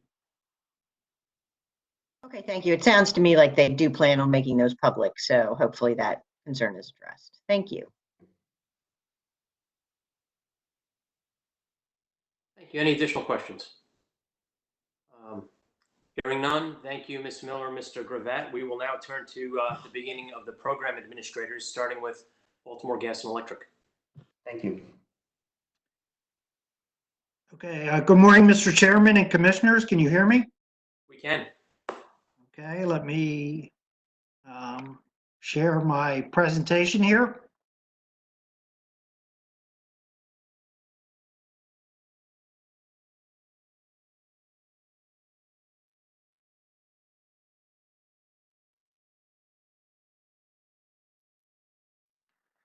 Okay, can you see that? Looks good. Yes, Mr. Wolf. Okay. All right. So I'm Bill Wolf. I'm manager of BG&E's C&I energy efficiency programs. I'll be presenting today on behalf of BG&E, but my team, the rest of my team is available for questions. We have a short presentation, and then we're available for questions. So 2019 was a very successful year for both BG&E and our customers. BG&E achieved annualized energy savings of over 840,000 megawatt hours, with successes in both our residential and commercial programs. This represents 131% of our 2019 annual forecast, which equates to over 2.6% of our 2016 baseline sales. We're proud of the fact that about 70% of the total money spent was in incentives or bill credits. And also the fact that customer bill savings over the life of these measures was over $660 million. So in addition to the BG&E filing, the joint utilities, which include all gas and electric Maryland utilities, have filed a request to allow them to include C&I budget expenditures for projects that are completed after 2023 in their 21 through 23 proposals that will be filed on September 1st. In past orders, the Commission has directed the utilities that if a large C&I project with a long lead time is pre-approved in a given cycle and not completed until the following cycle, the utilities must account for those incentives in the cycle it was pre-approved. And not knowing what type of form EmPOWER Maryland will take after 2023, the utilities are seeking clear authorization to include budgets in their 21 through 23 proposals for projects that will not be completed until after 2023. Without this authorization for these budgets, the utilities will not be able to pre-approve any project that will be completed until after 2023. And this really strongly damages any robust pipelines that we might have for programs beyond 2023.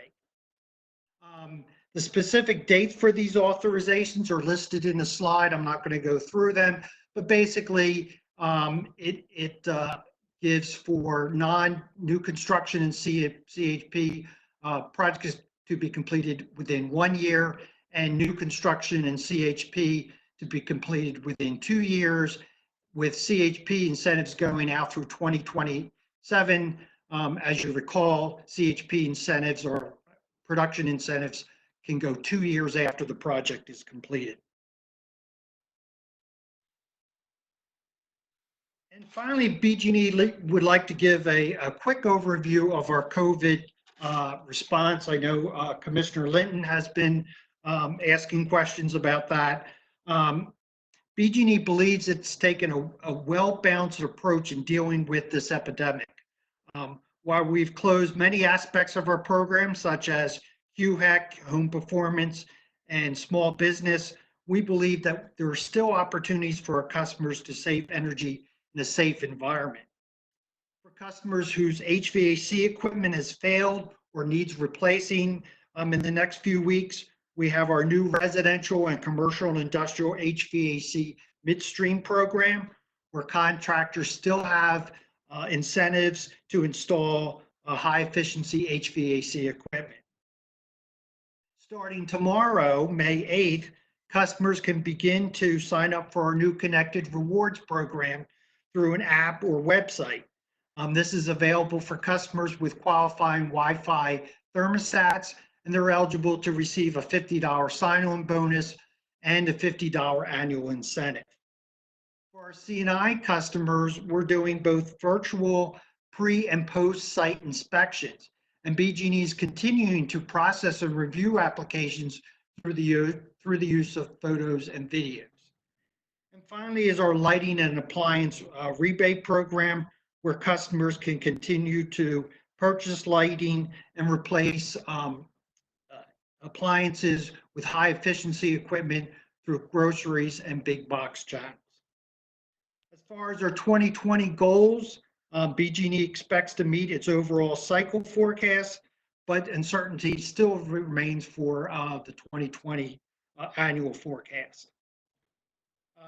This ends our presentation. BG&E has provided several additional slides to the Commission in our appendix for additional information, but we're now available for questions. Thank you, Mr. Wolf. Thank you for the team that has joined you. Obviously, very impressive numbers for 2019. So congratulations on exceeding those targets by a wide margin. I think Pepco has some bragging rights that we'll hear about in their presentation for hitting the highest target, but BG&E came in very, very strong. I know that you have a couple requests regarding AMI and including master meter buildings there. I think those requests speak for themselves. But let me go back to an issue we spoke to earlier in this session regarding low income or limited income households and those annual targets of 1% and 0.5%. What's the utilities position on that? I believe we discussed this back in October. So BG&E really has no strong position on those goals. We see that those programs are being run by DHCD, and therefore those goals should apply to them. All right, so simple as that. And with respect to the other issue we just discussed regarding cost recovery and the utilities participation in the work group, how is that going from your perspective? So I'm not a member of the cost recovery group. My manager, Ms. Duhan, has actively participated in this program. In this work group. I do know that we have, along with the other utilities, have offered several suggestions and options on how we can move this forward. And we certainly look forward to continuing to work with the group and come up with a filing that will satisfy the commission. Thank you, Mr. Walthall. I'll open it up to the other commissioners. I'm not sure if we could actually remove the presentation. It looks like it's no longer showing up, but I'm not sure if we could go back to full screen. I can't see the other commissioners, but if they have questions. There, how's that? That looks better. Commissioner O'Donnell looks like he's ready. Thank you, Mr. Chairman. Mr. Wolf, thank you for the presentation. I appreciate it. I have two questions for you. The first question is, I'm going to request an update if you or someone on your team could give us an update on the AMI disaggregation pilot and how that's going, where it's at. That's something I'm excited about seeing come to fruition, and appreciate both BG&E and SMECO diving into this arena, and I wanted to see if we could get an update. For that question, I'm going to refer that to Ms. Duhan. Is she available?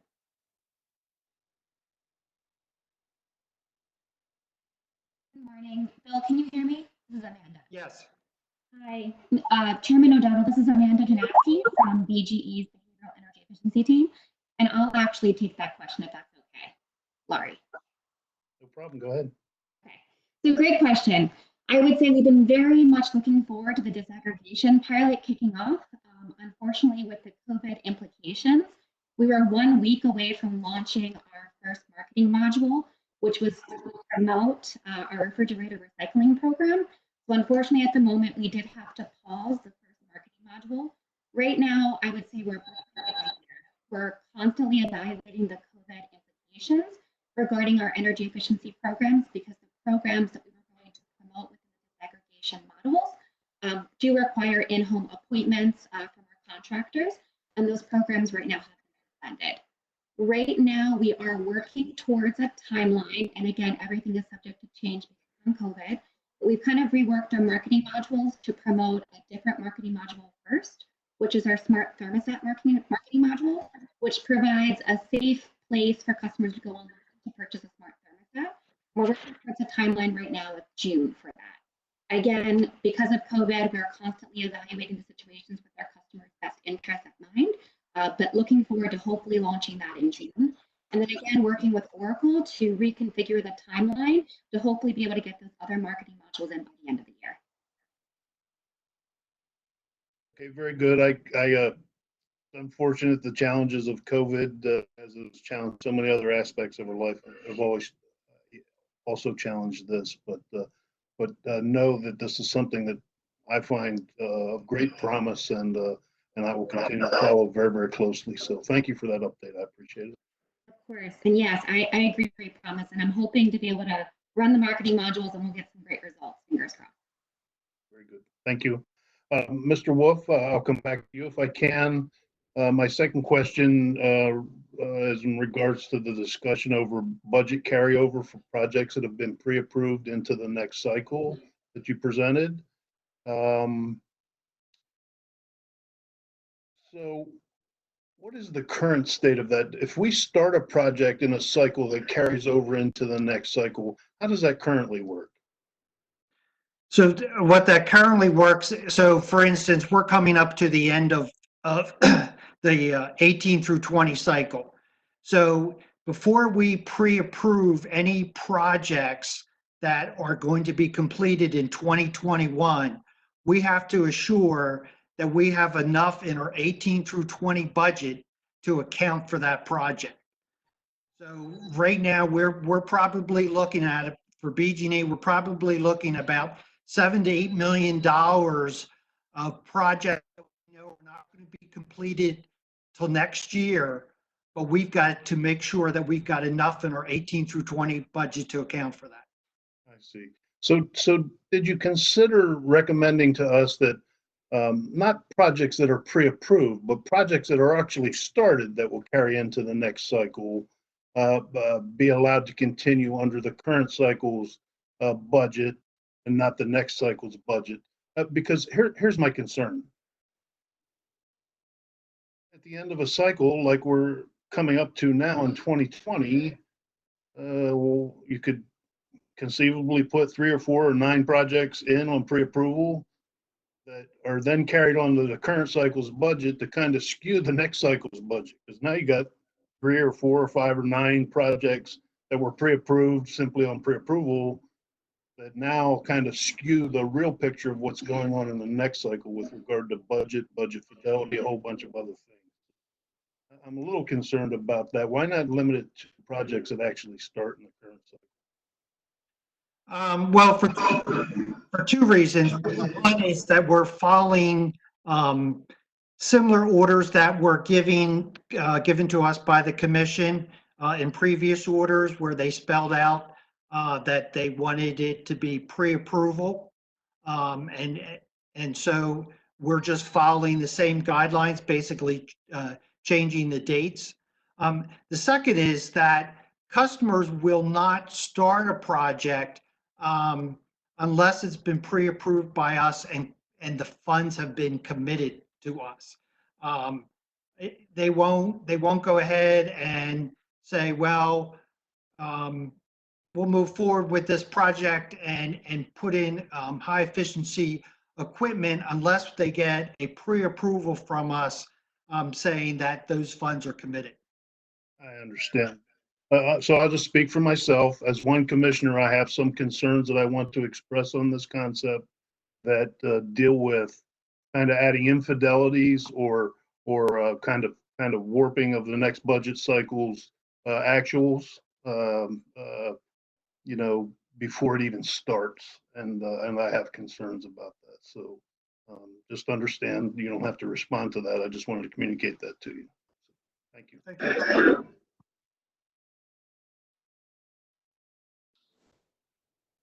Do we have any other commissioners that wish to question? Yeah, Mr. Chairman, I have some questions. Commissioner. Mr. Wolf, OPC made some assertions that the midstream programs were continuing to lag, and also they had some questions or some requests regarding the midstream reporting. Could you respond to those, please? I can speak on behalf of the commercial programs. I know that the commercial midstream programs have really taken off. We've got 6 distributors participating. As far as the residential, it's my understanding that that's been a little slower kicking off, but they are moving forward and they hope to ramp up. I believe it's also my understanding that we're going to be doing a limited time offering this summer to basically try to kickstart that program. Mr. Robko, do you have anything to add? Chairman and Commissioners, just one thing to add. The program officially moved to midstream in November of 2019. So we are, still continuing to work with distributors, work with contractors on the education, and continue to push the program forward. And the first quarter numbers that we have seen so far are looking very promising. So we're hoping to continue that trend into the summer. So what about their requests about reporting? Do you have a response to that? We've continued to work with all the utilities on reporting aspects. So I can't speak to it directly, but I think that we've all tried to be work together to make sure that the reporting that we're providing is easy for everybody to understand. Okay. With respect to we all have the social distancing, and has BGE, and I'll ask the same question of PHI, have you considered looking at energy efficiency kits? Because PE seems to have been pretty successful with those. Have you been looking at that as one of the social distancing options for savings? Go ahead, Bill. No, go ahead, Burke. So you're speaking of like the energy efficiency kits that Pepco runs, or the education kits that Delmarva has? Yeah, I think there's a number of energy efficiency kits, and I thought it was Potomac Edison that had been pretty successful with them. So, perhaps I wrote that down wrong, but anyway, it just seems like that's something that's a social distancing. You could give out kits, and that might be something that would be useful in this atmosphere. I'm wondering if you had looked at that. We are continuing to look at options across the board, everything from the virtual QHAC. We are working with our sister utilities in PHI, because they have more, they already are implementing kits, so they have some more experience with the kit stuff. We're also looking at contactless pickup for the refrigerator recycling program. There's still a strong interest in customers having an old refrigerator recycled to get the $50 there.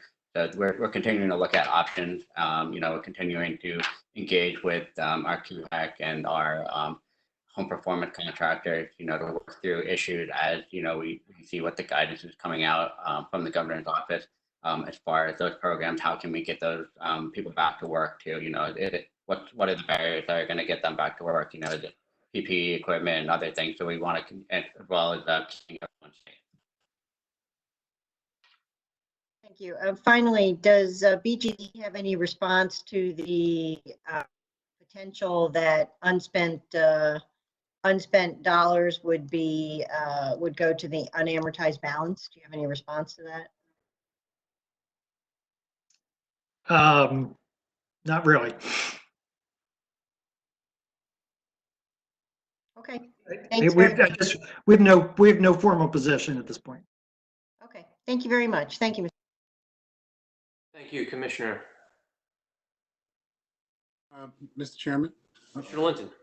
Thank you. I'm sorry, I had to unmute. Good morning. I had a question for Mr. Wolf. Thanks for giving us a little bit of information about some of your COVID-related programming. I was wondering if you were tracking the results of those programs separately from the ones that you were operating prior to the COVID crisis initiating, or are you just kind of incorporating them all into one solution? Actually, we are doing quite a bit of tracking of how each program is performing, and how the COVID is acting on these programs. It's something that our senior management has been interested to sort of determine, what services and offerings we can provide to our customers. There are a couple things that, in addition to what I mentioned in my presentation, that we are doing. We are, for customers that have signed up for the Peak Rewards program before it was closed, we're offering a virtual Peak Rewards thermostat installation. We are looking at possibly doing a no-contact refrigeration recycling. And for the home performance, we're extending the time that those type of projects have to be completed in order to be eligible for incentives. Okay, thank you very much. That sounds good. Thank you, Mr. Chairman. Thank you, Commissioner. Any additional questions? Well, thank you to the folks from BGE. Thank you. At this time, we will move to your sister companies, Pepco and the Delmarva Power and Light Company.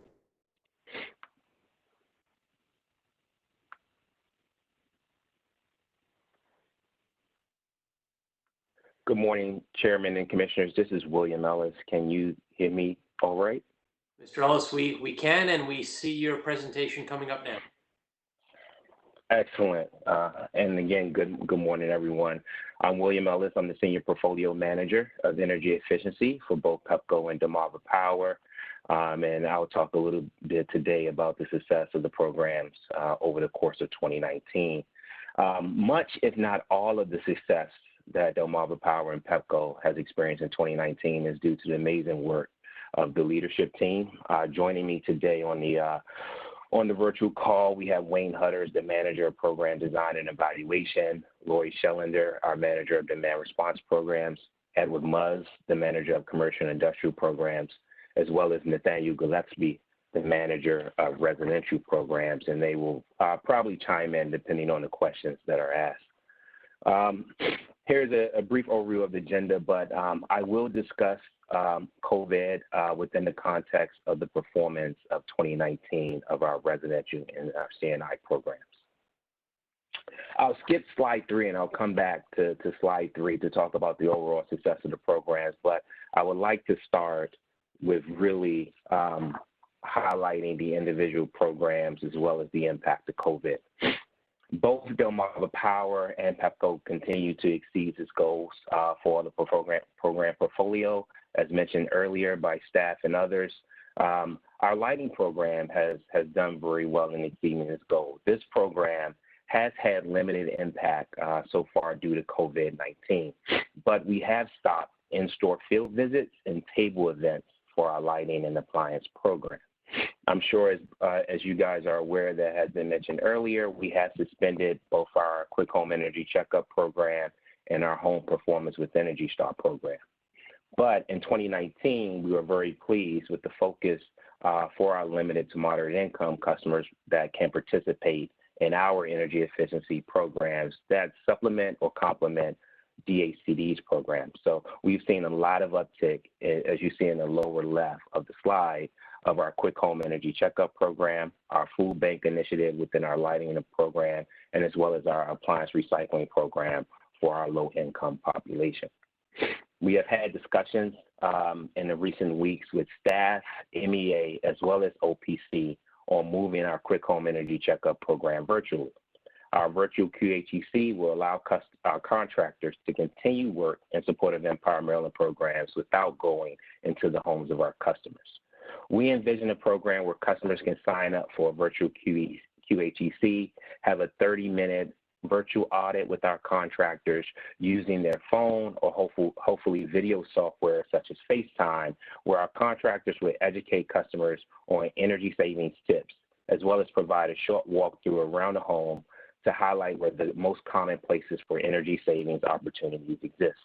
Next, the contractor would direct ship a energy savings kit, similar to the kits that are in place with SMECO PE, as well as our existing Delmarva Power Energy Schools program that will provide some easy to install measures. And that's a really big focus, making sure that the measures that we provide in those kits are easy to install, such as LED bulbs, some smart plugs, or power strips.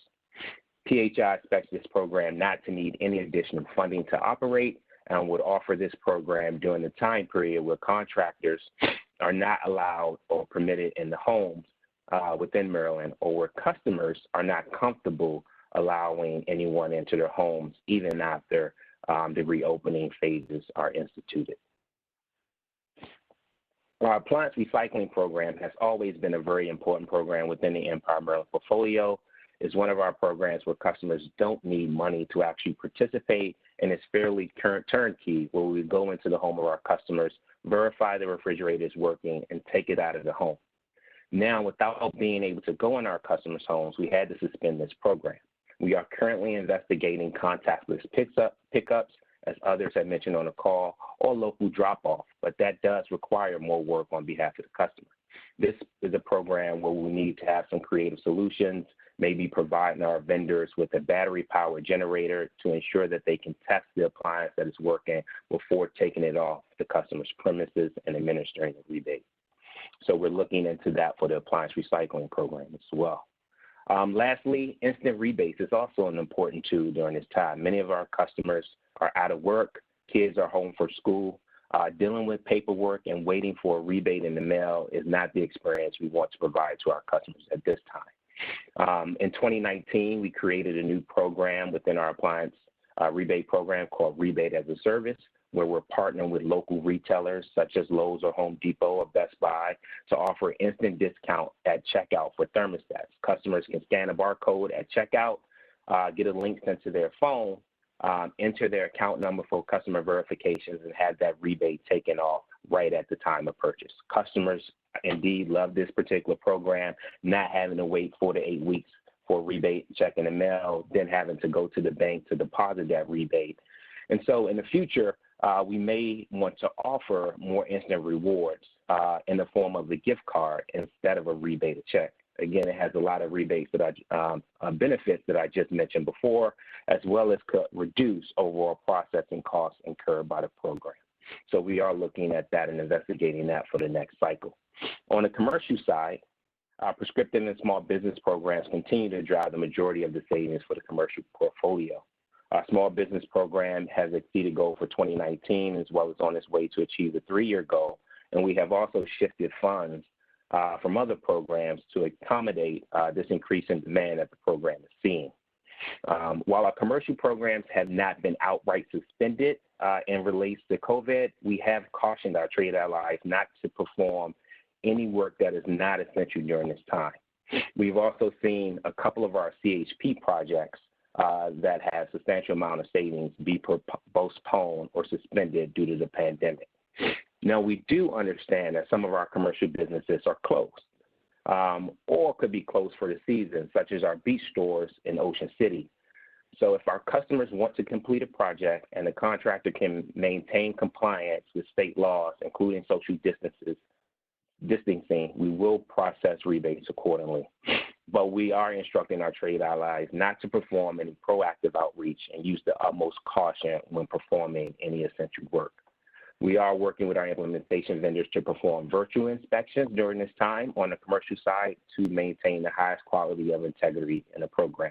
And I should just note that PHI, back in 2019, we started using drones to perform HVAC inspections to document nameplate capacity and other information on building rooftops where safety could be an issue. So we are leveraging technology and continue to look for innovative ways to increase safety, as well as can be used during this social distancing time. In retro commissioning program, we have been in a number of discussions around having virtual O&M classes for building managers for both Prince George's and Montgomery counties.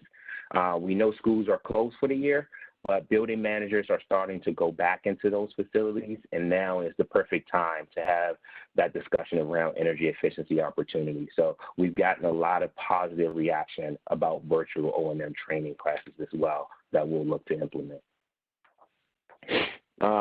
We have a number of programs that customers can still participate in while at home during this time, some that Bill Wolf alluded to earlier. Customers can go and shop online and still participate in our appliance rebate program and receive discounts on measures such as smart thermostats and refrigerators. We have seen the need for Pepco and Delmarva Power to implement a marketplace similar to what our sister utility BGE and others have, driving increased customer satisfaction along with cross-program promotional activities and additional energy savings, all while sitting in the comfort of your own home.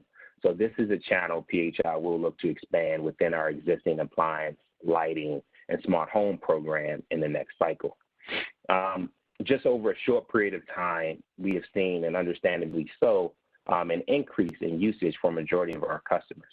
We believe now is the time to double down on energy efficiency efforts. Programs like our thermostat optimization, our behavior-based programs, energy usage alerts, marketplace, demand response, bring your own device, or cycling programs all now more than ever are instrumental programs that can allow customers to better manage their energy usage while working from home.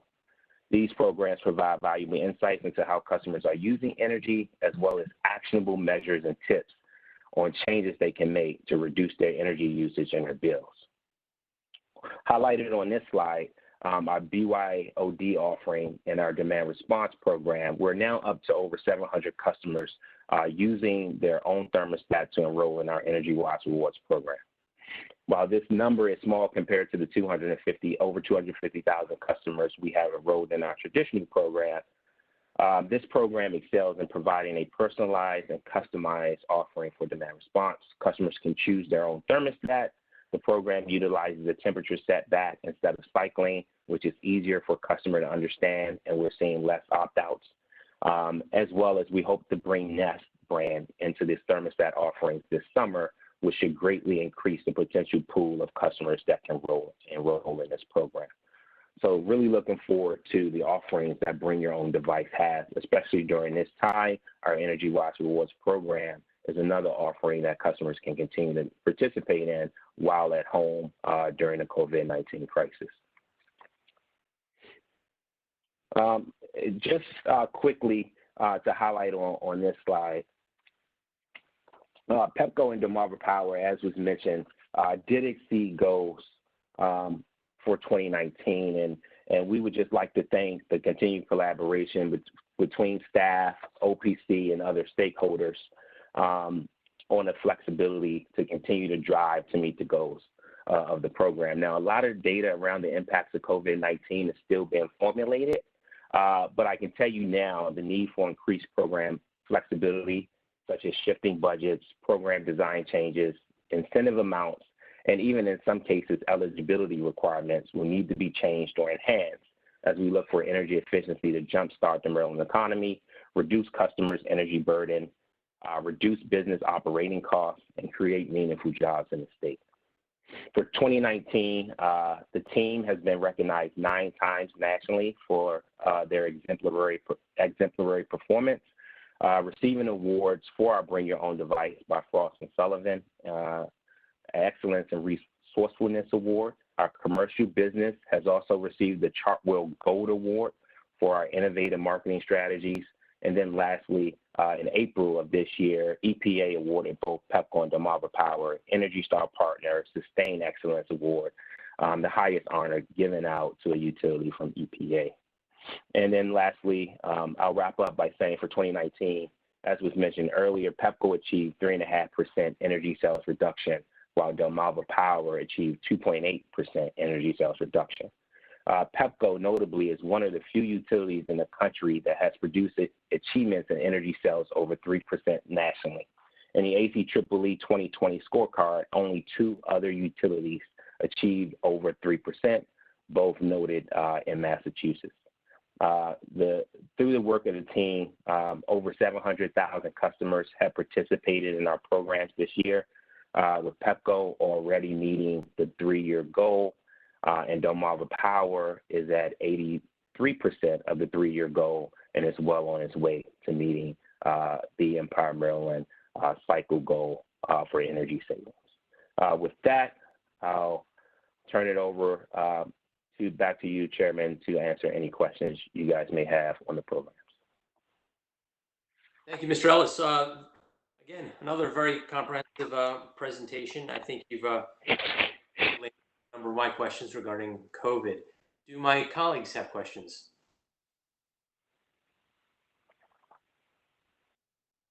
Commissioner O'Donnell. Mr. Chairman. Mr. Ellis, thank you for the presentation. I appreciate it. Can you tell me what, for each of the companies, Pepco and Delmarva, what is the percentage of behavioral programs in your overall portfolio for each company?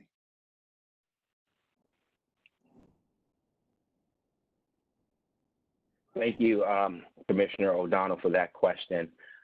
Roughly, I don't know the number for the entire portfolio, but we did calculate the number as it relates to the residential portfolio. And right now, for the residential portfolio, our behavior-based program is accounting for midway about 55% of the savings for the residential portfolio.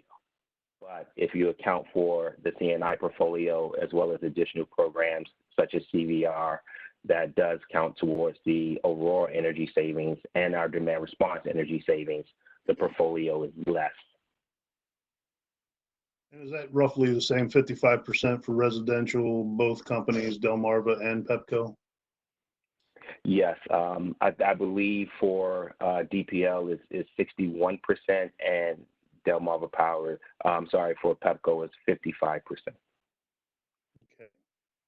So what would be the ramifications of doubling down on those behavioral programs as you specifically mentioned? What does that mean to me? Yeah.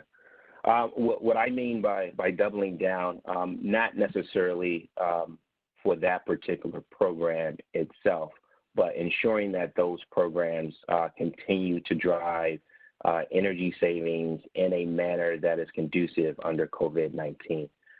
For the behavior program, to be specific, we have tailored our energy savings tips to be more pertinent to customers who are at home and are working at home.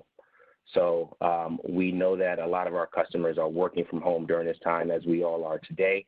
So making sure that our tips are relevant around reducing the usage related to computer equipment or vampire loads. So making sure that our tips stay relevant to ensure that the savings that the behavior-based programs have achieved in the past can continue, but not necessarily doubling the amount of savings for that particular program. As the manager of the programming for the companies, where do you see the behavioral programs going over the remainder of this year and then through the next cycle, 21 to 23? What percent in terms of the percentage of the residential program? Yeah, I do not foresee an increase in program behavior, but if lighting standards were to change, of course, we'll need to make up those savings in a myriad number of ways on the residential portfolio, and behavior may be an opportunity. But I do see behavior programs in our current standpoint is just the reports. When we look at some of the great work that our sister utility BGE is doing related to load disaggregation, gamification, and other ways to drive savings through the use of AMI data, I think that is a very viable option for us in the next program cycle to look at. I am one that loves to see a balance between educational and behavior measures, as well as capital investments that are installed in the customers. I think there is a unique balance there.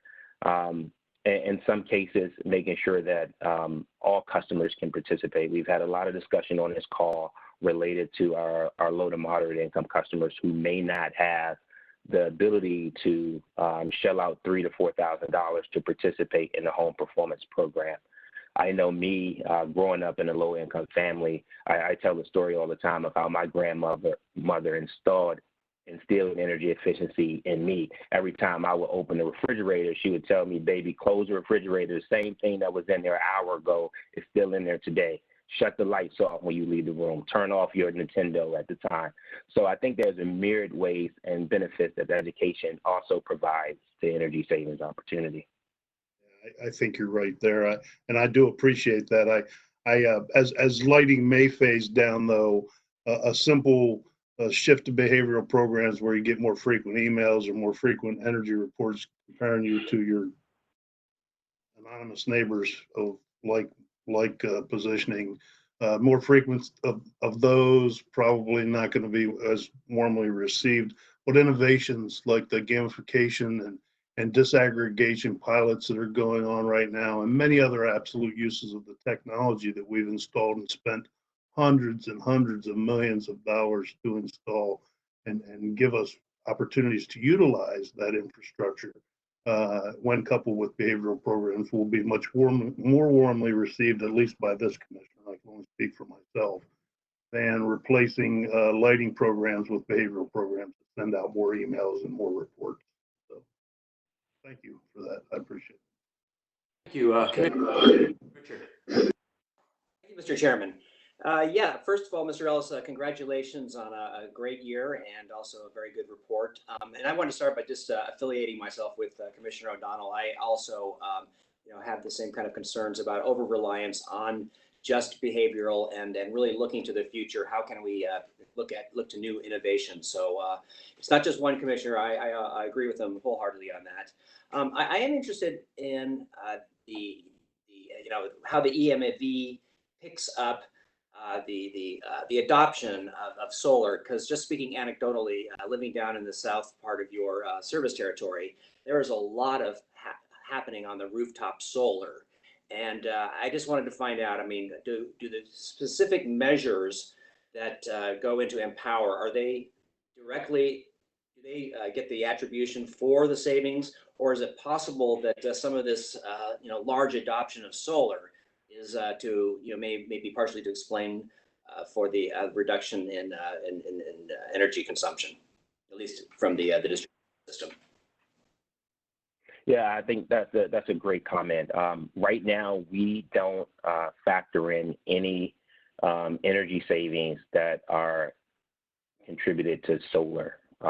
And I too have seen the amazing growth that solar has had across the state. I used to lead our Green Power Connection team within the PHI footprint before coming back over to the energy efficiency. And so I've seen the increases. At one point in time, we was upwards of 2,000 applications a month from our residential customers in installing solar on their system.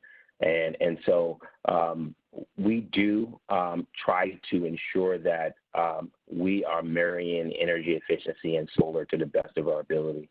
And so we have done targeted campaigns for customers that we know who are installing or have installed solar that have not taken a part in home performance. So we know that home performance and energy efficiency, of course, is the cheapest resource out there. And so to be able to reduce the amount of solar that is needed on our customers' homes by first having energy efficiency can save customers money, significant amount of money in terms of how much they need to spend on having solar in their home. So we are looking for creative ways, and we have discussed in the next program cycle if there are rebates that utilities should consider, mainly to maybe control inverters to ensure that maximum penetration on feeders is appropriate, but working with our capacity planning and grid team to determine what's the right mix and what is the utility involvement in solar as it relates to combining some of the grid modernization discussions along with energy efficiency in the next cycle. Great, thank you. That's a very informative answer. So the EM&V does ensure that when we're talking about EmPOWER programs, that just the measures are being getting the attribution for the savings, and it's not just the solar happens to be the real reason for the reduction in energy consumption from the grid. That's correct. No solar reduction is counted in our state. Great, thank you. Any additional questions? Hearing none, thank you for the presentation, Mr. Ellis. At this time, we will take a brief lunch break. It's going to be very short, about 15 minutes, so we'll reconvene at 12:30. Thank you. And at 12:30, we'll begin with Potomac Edison.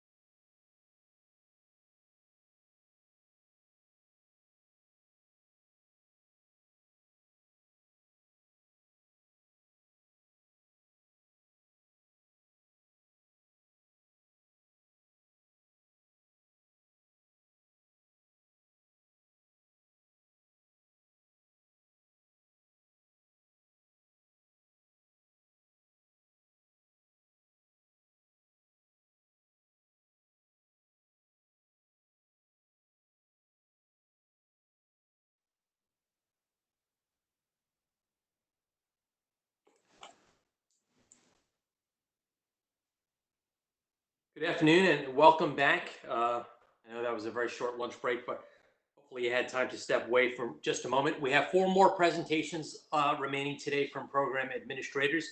Next up, we have the representative from the Potomac Edison Company. Hello, can you hear me okay? Mr. Demery, we can. Thank you. Thank you so much. Chairman and Commissioners, thank you so much for holding these hearings and for the opportunity to get in front of you today. It's always valuable for us to hear the direct feedback from you, so thank you. It's also good to see this on video and know that everyone's quarantine haircuts are looking very good. I appreciate that, much better than my son's. He may never forgive me. All right, with that, I have a very brief presentation for you in the interest of time. I am being joined by Jim Longacre, our Director of Energy Efficiency Implementation, as well as Jeff Trout, our Corporate Counsel. And with that, let me share the presentation, and please stop me if others cannot see this. All right. Potomac Edison had a very good 2019. We achieved approximately 250,000 megawatt hours in 19 that exceeded both our 2019 and plan to date expectations. You can see how that works year over year. The real takeaway here is I think we're in a very good position in that we overachieved where we expected to be at the end of 2019, which gives us a little bit of cushion. When we're looking forward to the 2020, the end of this plan cycle, we are hopeful that we will be near what our original targets are. But that will definitely continue to develop as the economy opens back up and we can see what sort of programs we can have up and running.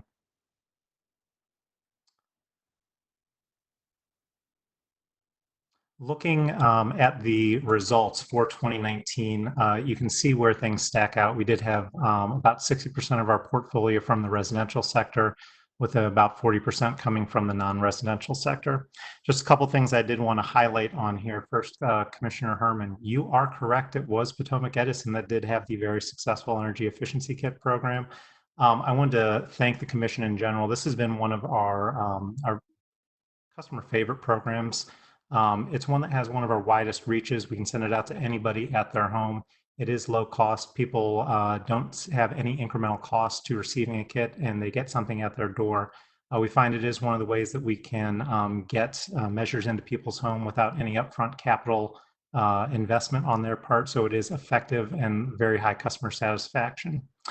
And then also Commissioner O'Donnell, I know that I'd be very surprised if we had a meeting where we didn't have any questions about behavioral. So I do have something for you here. On the behavioral program, you can see it did make up in 2019 about 21% of our portfolio. For both 2018 and 2020, it's about 24%, or I'm sorry, 2018 and 2019, approximately 24% of our portfolio overall. You know, you did mention some of the innovations during the last hearings. And although we are not a company that has AMI installed right now, we don't have advanced metering infrastructure.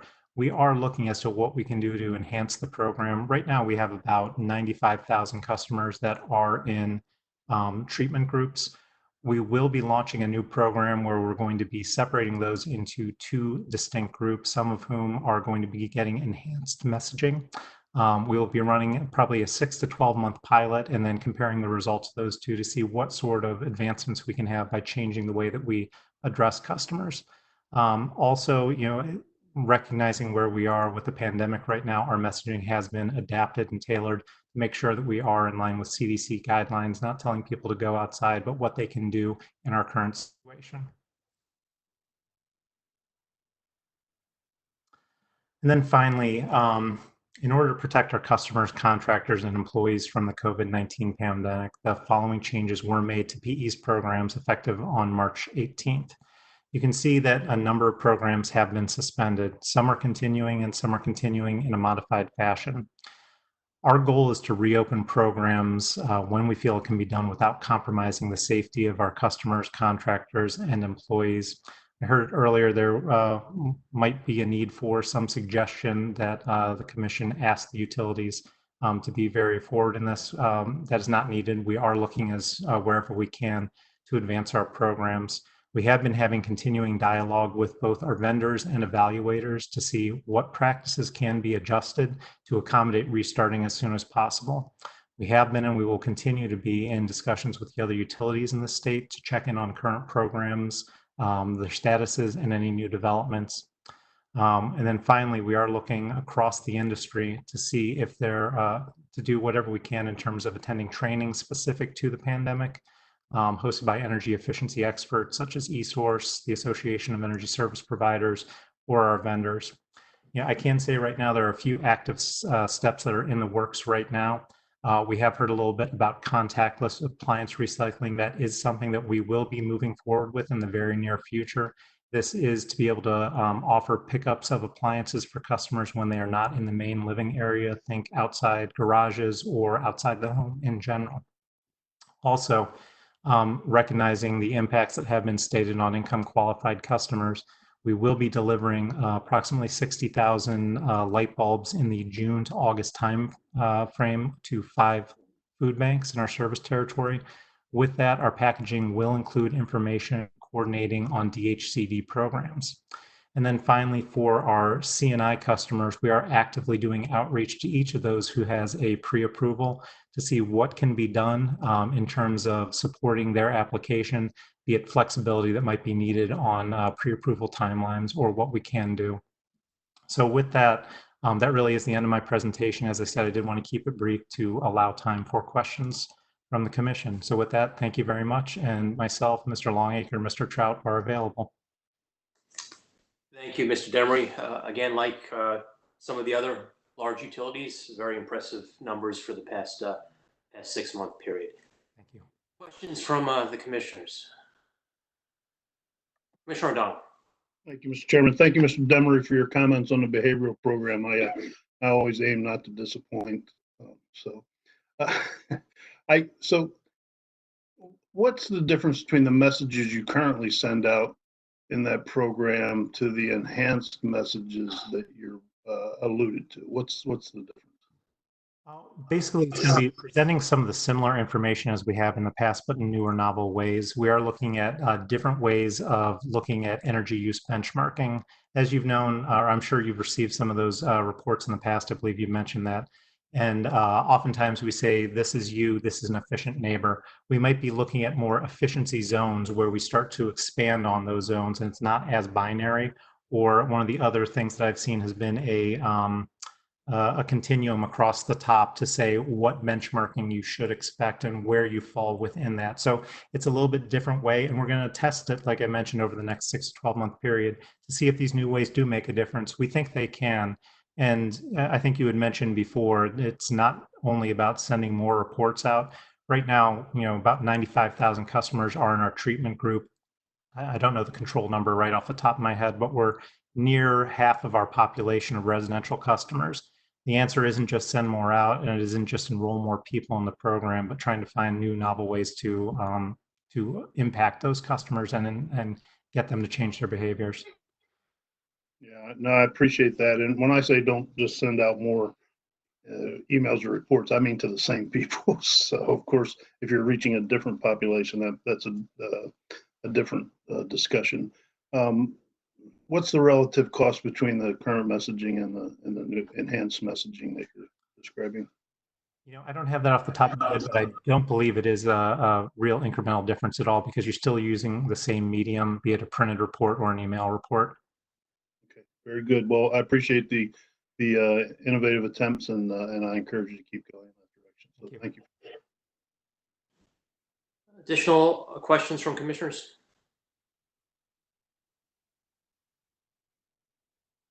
Well, Mr. Demery, looks like you get off easy today. Thank you. I think you've answered all your questions through the presentation.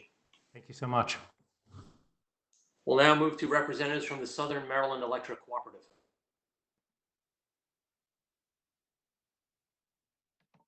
Okay, can you hear and see me? We can. Okay, let me see if I can start the presentation.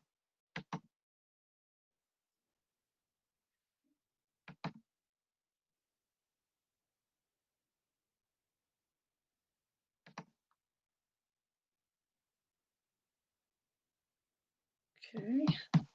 There it is. Go. Okay. So good afternoon, Chairman and Commissioners. Jennifer Raley on behalf of SMECO. Our first slide here is showing some of our highlights from Q3, Q4 2019. For the residential and commercial portfolios, we closed out 2019 exceeding our savings goal and came in under budget. The lighting program has continued to do well, achieving 120% of its 2019 savings goal and distributing over 7,800 Energy Star LED bulbs through the local food bank initiative. Our home energy improvement program has gained traction. We saw a 54% increase in the home energy retrofit projects and 115% increase in savings when compared to Q1, Q2 of 2019.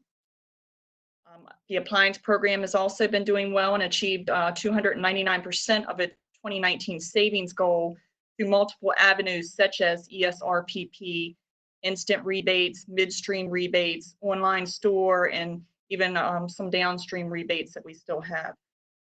Building operations and performance program did well and continues to have strong relationships with our service provider network. And our small business program was able to achieve 119% of its 2019 savings goal. And we saw increased participation with the addition of the small business advance. Just to touch on some of the impacts that we've had, you know, the COVID-19 has had major impacts all over the world, and it's no surprise that it has impacted the programs also. SMECO has been monitoring that, and some of the things that we've been working to try to minimize those impacts to the programs and help our members who are struggling are things such as the no contact recycling pickup for our members. We're going to be implementing that for those who are interested. They can have their appliance brought out to the garage area and we can pick up there. For those who aren't comfortable with that or can't move the refrigerator or freezer out to that area, we will be taking contact information and reaching back out to them once we are able to go into the home again. We've launched a Kits for Kids to support families with students at home. It offers an LED nightlight and an advanced power strip for all those electronics that the kids are using while they're at home. There is also an energy efficiency education material to help keep the kids busy doing some fun activities and learning how to be energy efficient while they're at home. Some of our partners have also offered special lighting bundles and pricing on smart thermostats. So we're getting ready to launch an online shelter and home initiative with some of these options.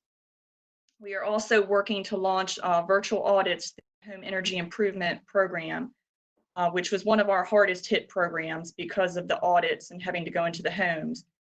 We plan to utilize the AMI data and information collected from the member as we do the virtual audits and engage the members in helping us collect the information needed and be able to educate them along the way. And then we wanted to kind of show the impacts on the cycle forecast. We do feel we were started off in a good place as we were ahead of goals in 2020 when we began. Right now, we're projecting that if things start opening back up by June 1st, we should still be in a good place to hit our participation and savings goal. As we look past June to July, those percentages start to drop. Even if the programs are able to fully open back up by June or July, we still don't know the impacts that will linger, such as members being cautious or nervous about having someone in their home or even going out to the stores. SMECO is doing everything we can to try to minimize the impacts to the programs while keeping the safety of our members, employees, and contractors as our top priority. Many of our programs are still running and others are transitioning into offering different options, delivery methods, and services to our members. But right now, we still feel we're in a good place at this moment, and we're working hard to try to finish out the cycle at goal or as close as possible to goal. And we'll continue to monitor the impacts on the programs and keep the commission and staff abreast of things as we start to realize the full impacts of the COVID-19 on the EmPOWER programs.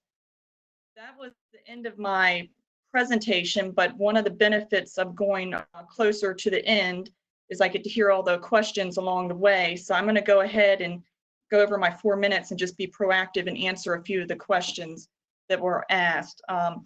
One of the questions I know Commissioner O'Donnell had was around the DISAG pilots, behavioral pilots.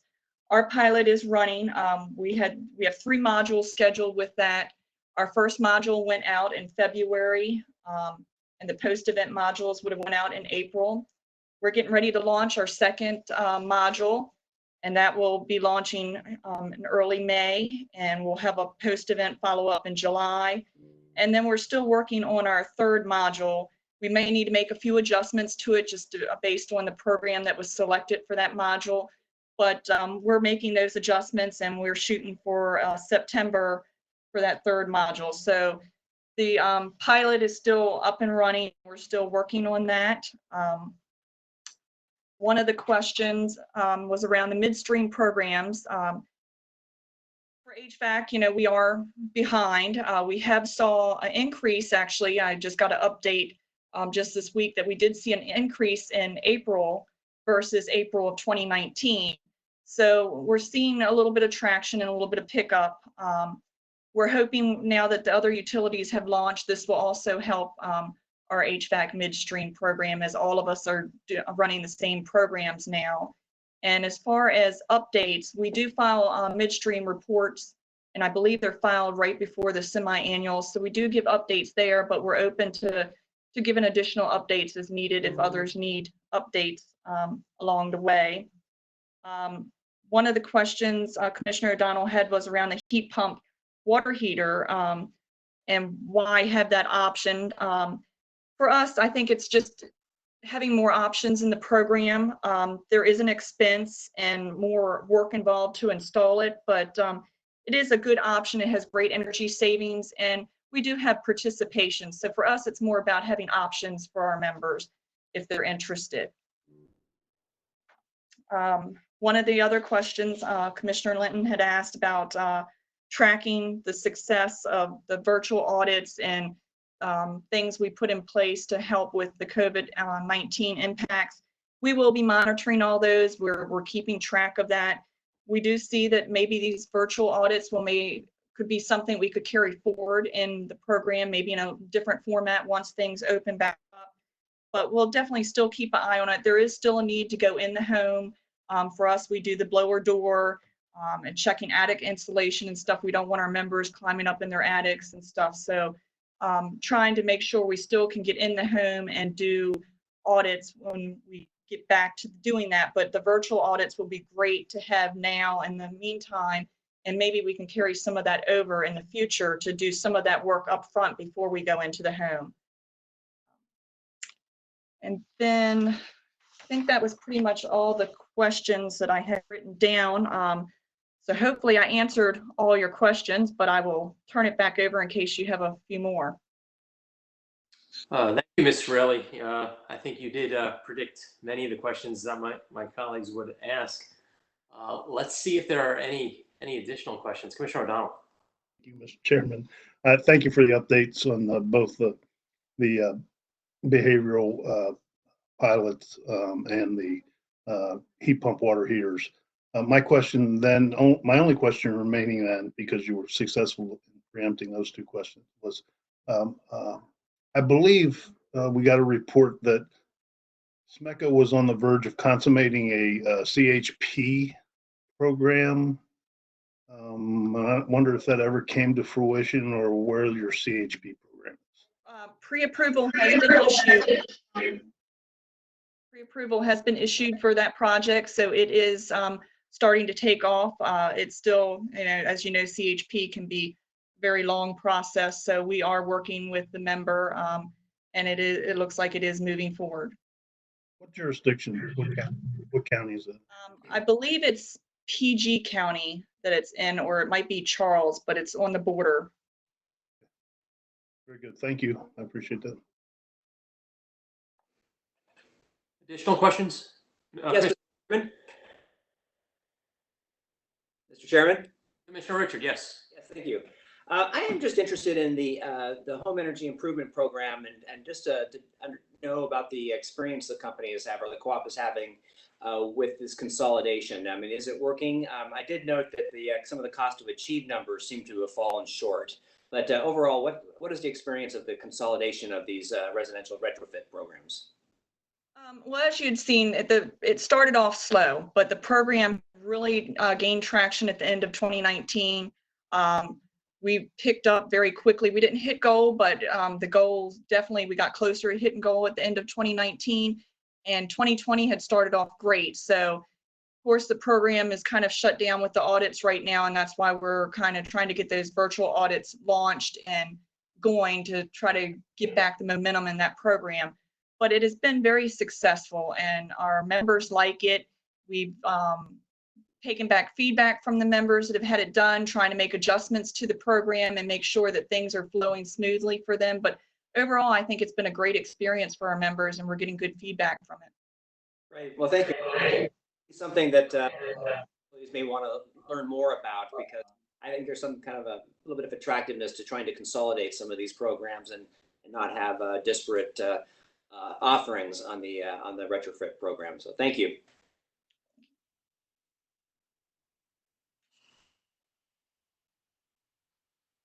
Any additional questions?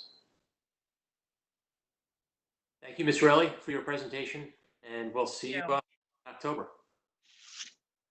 Next, we have up the Washington Gas Light Company. Good afternoon, Mr. Chairman, Commissioners. John Dodge, appearing on behalf of Washington Gas Light Company. I'm joined today by my colleagues from our Energy Efficiency Management Division, Josh McClelland, who will make our formal presentation, and his associate, Stephen Burr, who is also on the line and available to answer any questions the Commission might have. So with that, I'll turn it over to Josh. All right, thank you, Mr. Dodge. Good afternoon, Mr. Chairman and Commissioners. I'd like to do an audio-visual check. Can you see me and the slide deck? We could see both you and the deck. Okay, very good. Thank you, sir.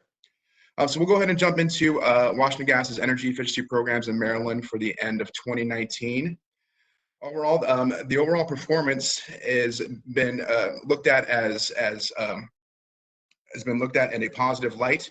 We definitely saw some improvement in some of our programs in both the residential and commercial sectors, and also within our limited income program.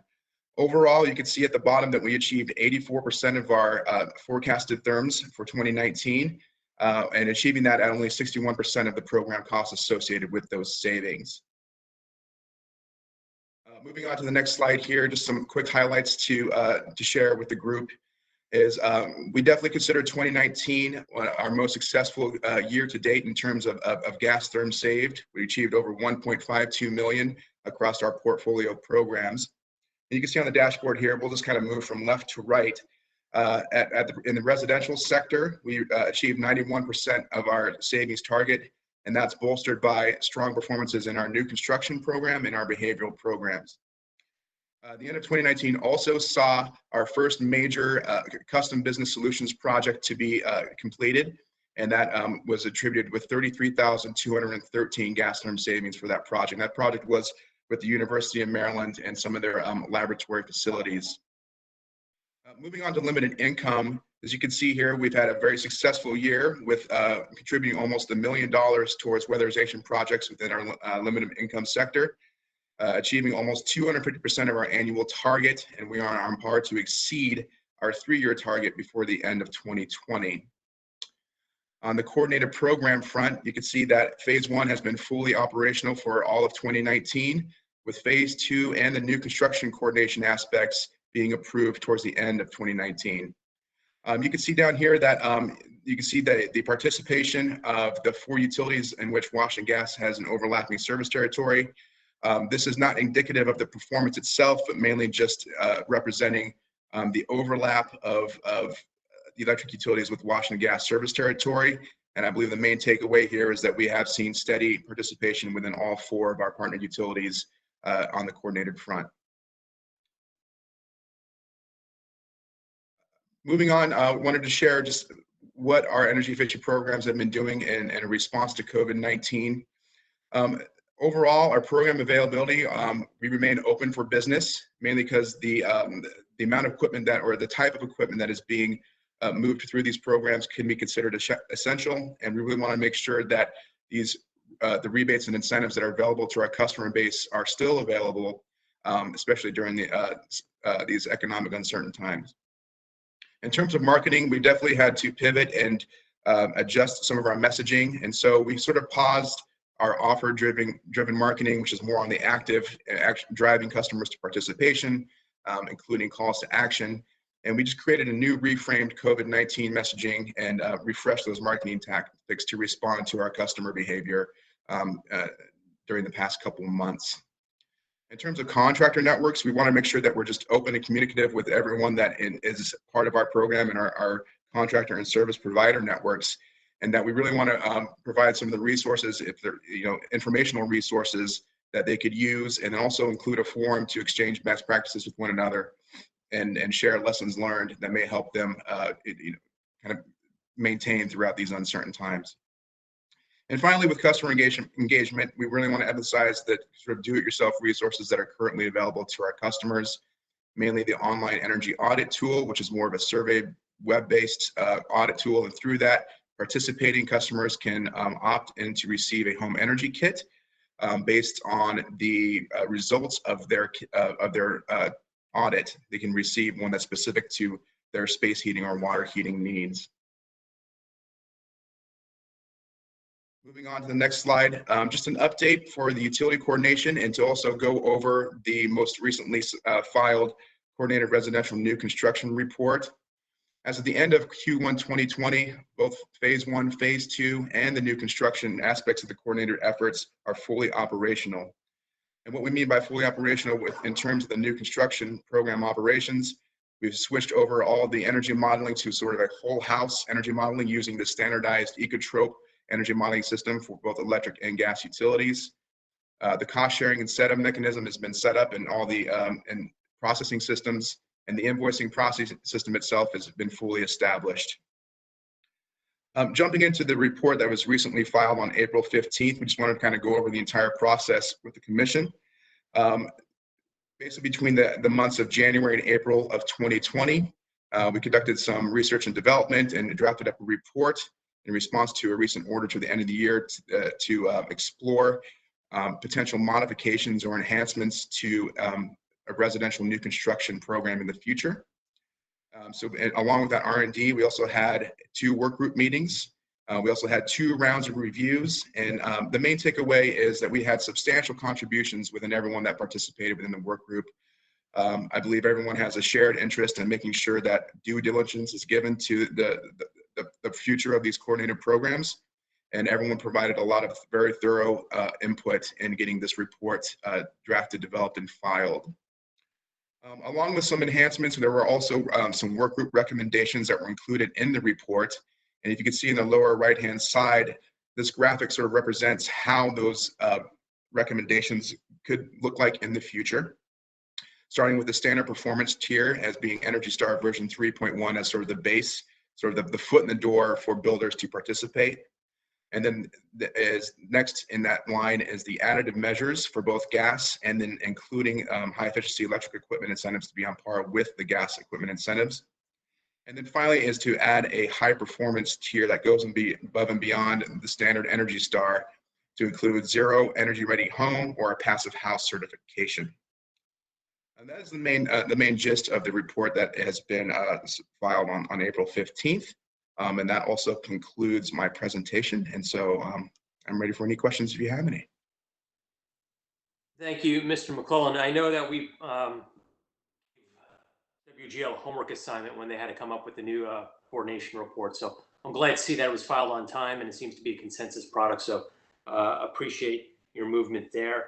I've only been on the commission for about 2 years now, but I've seen WGL come a long way in those past 2 years, from well underperforming to getting the program on its feet and on its way. As a WGL customer, I take a look at the EmPOWER charge that I pay every month, and I want to make sure that that money and those funds collected are going to good use, and it appears that they are now. So thank you. Thank you, Mr. Chairman. Questions from the commissioners? Mr. Chairman, I have couple of questions. Mr. Herman. Mr. McClellan, you mentioned that you're still open for business. Does that mean that you're not seeing any reductions due to the COVID-19 and that you would anticipate 2020 being a better year than 2019, or where do you stand with respect to that? Right. So we have done some early projections to kind of see where the impacts are going to have the greatest, or where COVID-19 is going to have the greatest impacts. And so we definitely foresee in 2020 our commercial programs seeing a downturn in participation, mainly just because a lot of the businesses and small businesses and restaurants that usually are participating in our programs are going to be closed for business. On the residential side, the impact won't be felt as greatly. In terms of new construction, builders are moving along as business as usual to a certain extent. I mean, I'm looking out my window right now and I see a whole bunch of construction trucks and people are building up in my new neighborhood as well. So we don't see the impact being as great on the residential side. Thank you. The second question I had was, it looked like you had some good success with the one custom project. Are there other projects, and you don't have to describe what they are, just generally speaking, are there other ones in the pipeline? There certainly is. We do have, I don't know off the top of my head, but I believe it's close to 4 or 5 projects that we anticipate to be closed out by the end of 2020, and that are going to be similar in scale to the University of Maryland project that was shown on the slide deck. Thank you. That's all I had, Mr. Chairman. Thank you. Thank you, Commissioner. Commissioner O'Donnell. Thank you, Mr. Chairman. So I wanted to ask about your behavioral program as well. If I recall, Washington Gas started at a very high level of residential behavioral programming in terms of a percentage of your portfolio. And then there was, I think, an effort to maybe feed that percentage some steroids and hormones and make it grow even exponentially bigger. Where are you at with regard to your program for residential behavioral programming, and where do you see it going in the future? Right. Thank you, Mr. O'Donnell. So to ask you your first question about where we are in terms of our behavioral programs in relation to the portfolio, the savings generated from that are roughly 45% just within our residential sector, and then about 34% for the entire portfolio. I will say that there have been, to respond to your question, there were attempts in the past to expand the amount of participants that would be as part of the behavioral program, simply because the current participant count is relatively low to our customer base in Maryland. And so we definitely saw opportunities to expand. And I guess to sort of pull the curtain back a little bit, we are looking into possibly expanding our behavioral program again into the next program cycle, simply because there's a lot more opportunities to do so. And we want to make sure that we don't want to expand these programs just for the sake of expanding them. We want to make sure that we're very thorough and that we're targeting specific customer bases and folks that can really benefit from these programs. We definitely want to expand our services through the behavioral program to folks that are considered high consumption users of natural gas. And then we also are kind of looking into opportunities to expand and target these behavioral programs towards our low and moderate income communities.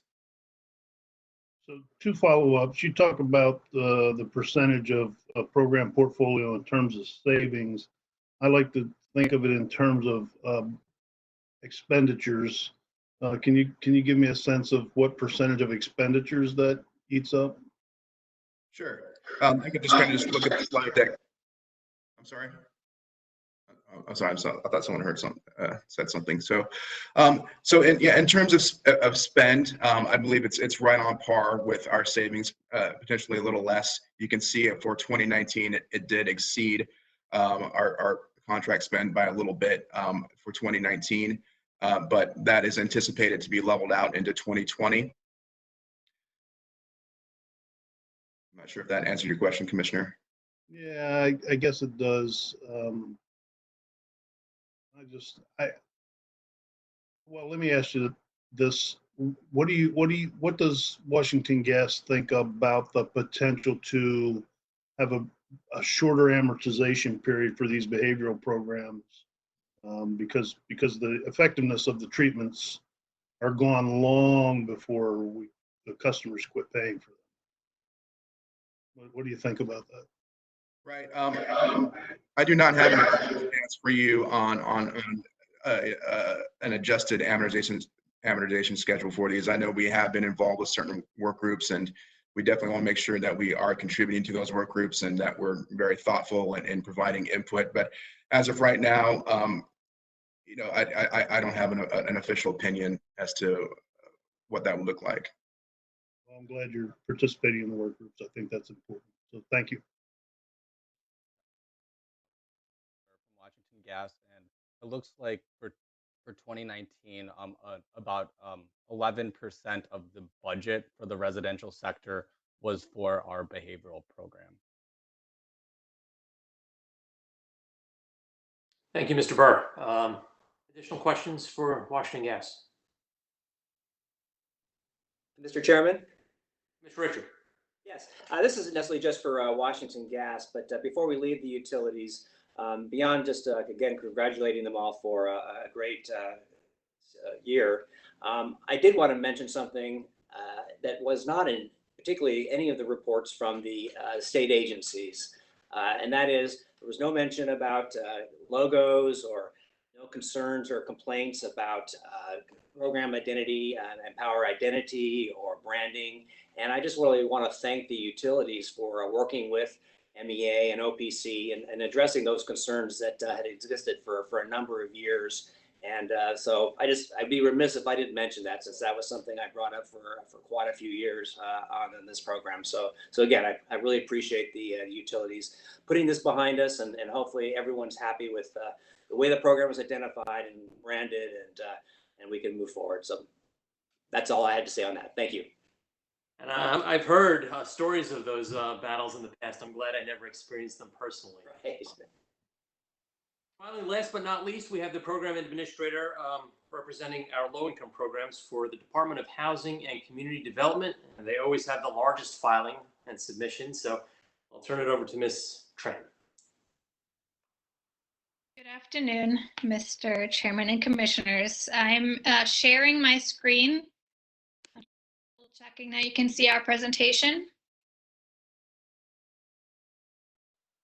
We can, yes.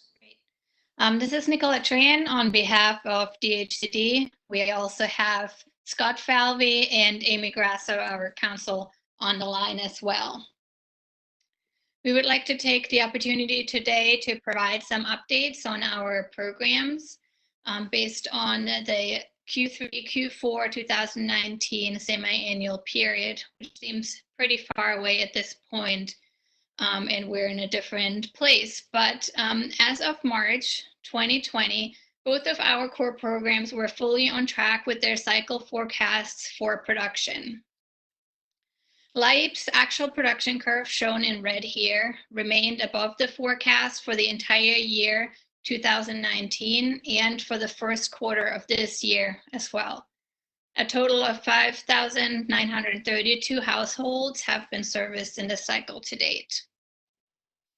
MIHA's production and savings have also caught up with the forecast line, that's shown in blue on the bottom chart. And if we're including the projects that are already committed and will be moving to completion fairly soon, the forecasts should be exceeded within this current semi-annual period. We did want to highlight two requests that we included in our reports. The first request is regarding reducing the reporting requirements on LIEP jobs that exceed $7,500 in an effort to increase efficiencies and reduce unnecessary administrative burden. We're asking to remove the requirement to provide individual reports for those kinds of jobs. And the second request is for the MIHA program, where we're requesting to include master meter buildings into the program. An evaluation report on the SIF program has shown that master meter projects completed in that program achieved an average of 15% electric savings and 16% gas savings, which is very comparable with the MIHA results. And any project at these types of properties would be funded utilizing our existing commercial budget. No additional funds would be required to include master meter properties in this cycle.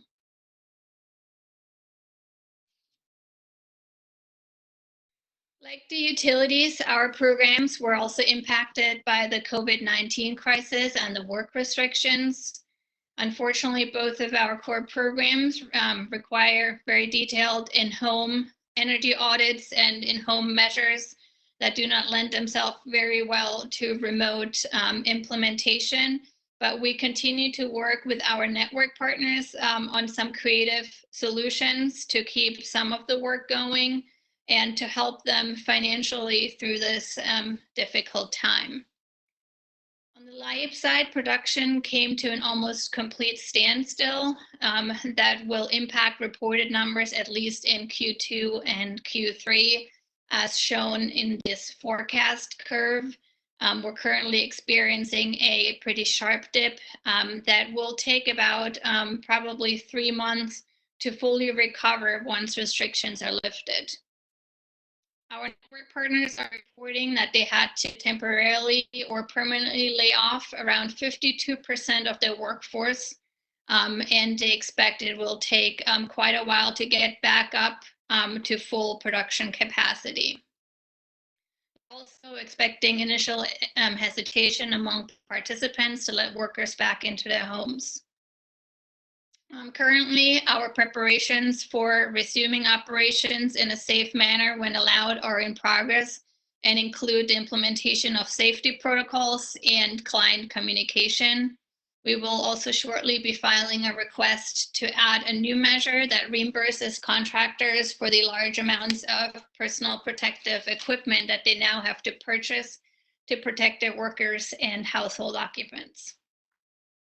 We have also been providing financial support to our network partners, which includes payments for partial in-process jobs to provide some cash flow to their businesses in this downtime. And through our other programs, such as the DOE federal program, we were able to provide paid training and advance payments to those participating organizations that also participate in the DOE program. On the MIHA side, production and reporting will be impacted as well, although the extent is not as well known at this time and will greatly depend on the duration of work restrictions.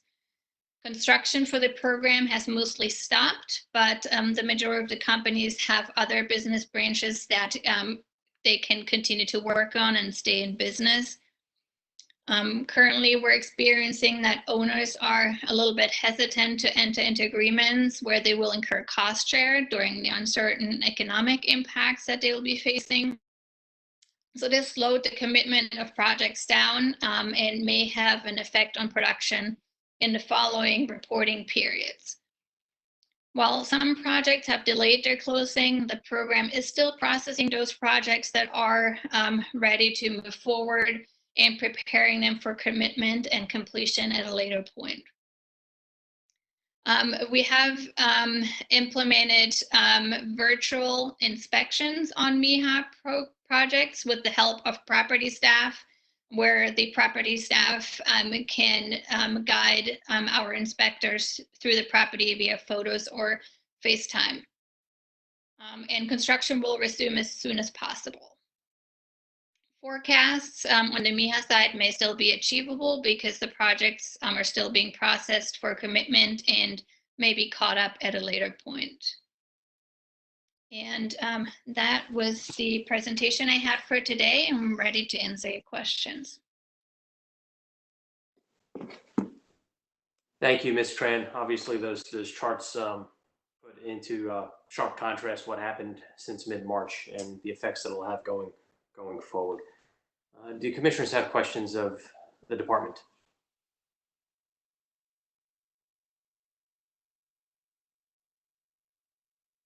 Well, hearing none, Ms. Tran, why don't we, since we're a little ahead of schedule now, you're making 2 requests of us. One to reduce some of the paperwork that you need to file, maybe shrink some of the size of your filings. Can you elaborate on request number 1, which is on the screen? Yes. A number of years ago, DHD was required to file individual one-page reports for each job that exceeds the soft cap at $7,500. And that includes a number of very detailed pieces of information, including which measures were installed and what caused the jobs to exceed those soft caps. Typically, those individual reports add about 200 to 300 pages to each of our semi-annual reports that have to be printed and are, to our knowledge, not reviewed by a lot of parties in that detail. So we are suggesting that we can continue to keep this documentation on hand. We are still collecting that documentation. We can make it available upon request if any stakeholders would like to see it in more detail, but that we could rather provide a summary or an aggregate of that data into our reports instead of a large number of individual pages. Thank you. And So, oh, sorry, Jason.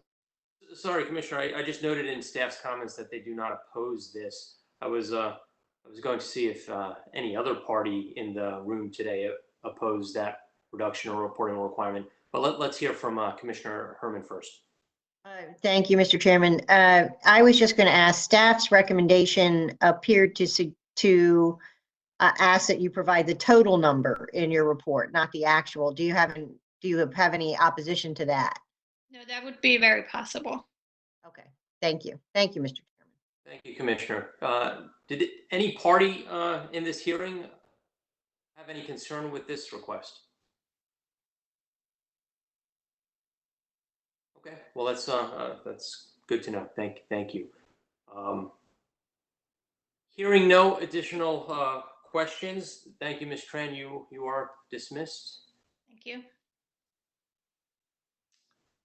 Well, at this time, the commission will take under advisement all the testimony that we received today, in addition to the filings that were made in February by the program administrators and the responsive comments that were filed in April, along with the 2 reports, the one filed by Washington Gas Light and actually that was it, just the 1 report. As typical practice, the commission will issue a written determination subsequent to today's hearing. We also have 4 days of hearings coming up as we look forward to the new program cycle and to review Q1 and Q2 of 2020. That'll be held on October 26th through October 29th of this year. So as opposed to a half day, we're going to have 4 full days. And I would be remiss if I didn't recognize the good work of Amanda Best, who's one of the commission's senior advisors. I know she works closely with many of the utilities, the program administrators, Dan Hurley and his team. So Amanda, thank you for helping pull this together today for us. And Amanda, I'll give you the last word. Is there anything that I lack before we adjourn today's hearing? No, Mr. Chairman, I believe you've covered everything, and I just want to thank everyone for participating, and thank you to Molly for running this seamlessly. Thank you, Amanda, and Molly, who's behind the camera today. Obviously, these are difficult times. It's going to have an impact on maybe not Q1 as much as Q2 of 2020 as we move forward with these programs and make adjustments and accommodations. But EmPOWER is one of the best energy efficiency programs in all 50 states, and having a banner year of 2019, that was impressive.